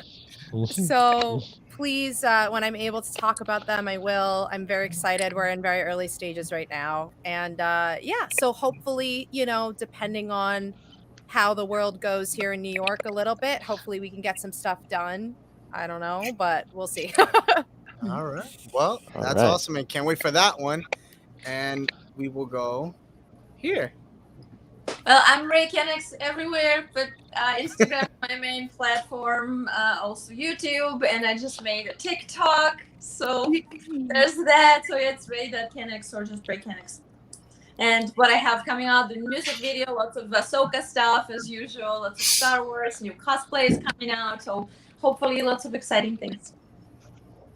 Woo woo! Cannot wait for that. Cannot wait for that. And last but not least, the legend, the myth, the legend. Well, yes, I'm Mariah Carley, as you see my name there, and it's Carley with 2 Y's at the end, so you don't get me confused with Mariah Carey. Don't get it wrong. I couldn't think of anything else. But as it coming up, you can find me on TikTok and on Instagram at that name. I do have a podcast that airs here on YouTube on Mondays. It's called Forces of Fandom. But as of stuff coming up, I do have some cosplays that I'm working on, and especially with spooky season coming up, I do have a deal and a collab with Hasbro. I've mentioned here before, and I'm going to be representing them as the Pink Power Rangers. Yeah. Oh, I was waiting for that drop. Let's go. I was waiting for that drop. I know. Sorry. I just did my photo shoot for them, and I cried like a baby. First of all, the costume is ridiculous. I loved every second of it, and just living my dreams of finally getting to be the Pink Power Rangers. Yes! So I'm so excited. Yeah. Go Power Rangers. Oh, and I'm dropping a whole bunch of new cosplays. I do every October, so if you guys want to follow. And on my Instagram, it's mostly just fashion, Star Wars fashion and lifestyle that I do. But in October, I drop new costumes in October. Hey, question too. I know before we do end it, you and Bella are a part of a giveaway or something, if I'm not mistaken. Oh, yes. Oh, my God. Yes, don't forget. See, I remember. Rob, bless you. Yes. So go ahead. You guys could talk. Either you or Mariah, go for it. Just talk about it real quick. We are doing a Clone Wars themed giveaway. It is for the anniversary, 13-year anniversary of Clone Wars, and with me and a bunch of other girls from her universe community who we all end up being best friends. We never met, and we connect and talk every day. So my soul sisters. Exactly. So we wanted to give back. You don't have to follow all of us to enter. You just come and join, just support your love for the characters, and you have a chance to win an Ahsoka backpack from Hero and Villains. So that pin backpack from Hero and Villains. Yeah, it's so cute. And then the second place, I guess to say a second winner, will get a $25 Her Universe gift card. You could buy this shirt. Maybe. You could buy this shirt. You could buy these leggings. But it's a totally fun entry. We're all I think there's 6 of us doing it, but you don't have to follow all of us to do it. We're just doing it because we love this community, and it's a kind of like a thank you. Yeah. Oh, well, that is beautiful. Awesome. Thank you so much for that. You guys are MVPs, each and every one of you guys. And I want to thank you guys again on this awesome panel, which it was truly amazing here. Boba Fett said it best. I'll read it really quickly. Amazing panel. Enjoyed the hangout. Take care, guys. Thank you again for everybody tuning in. Many blessings to all you guys. Have a safe night and enjoy the Bad Batch. And go enjoy Titans if you do like it. We'll be back next week. And can't wait to see you guys then. Many blessings, guys. Later. May the force be with you guys. Bye. Bye.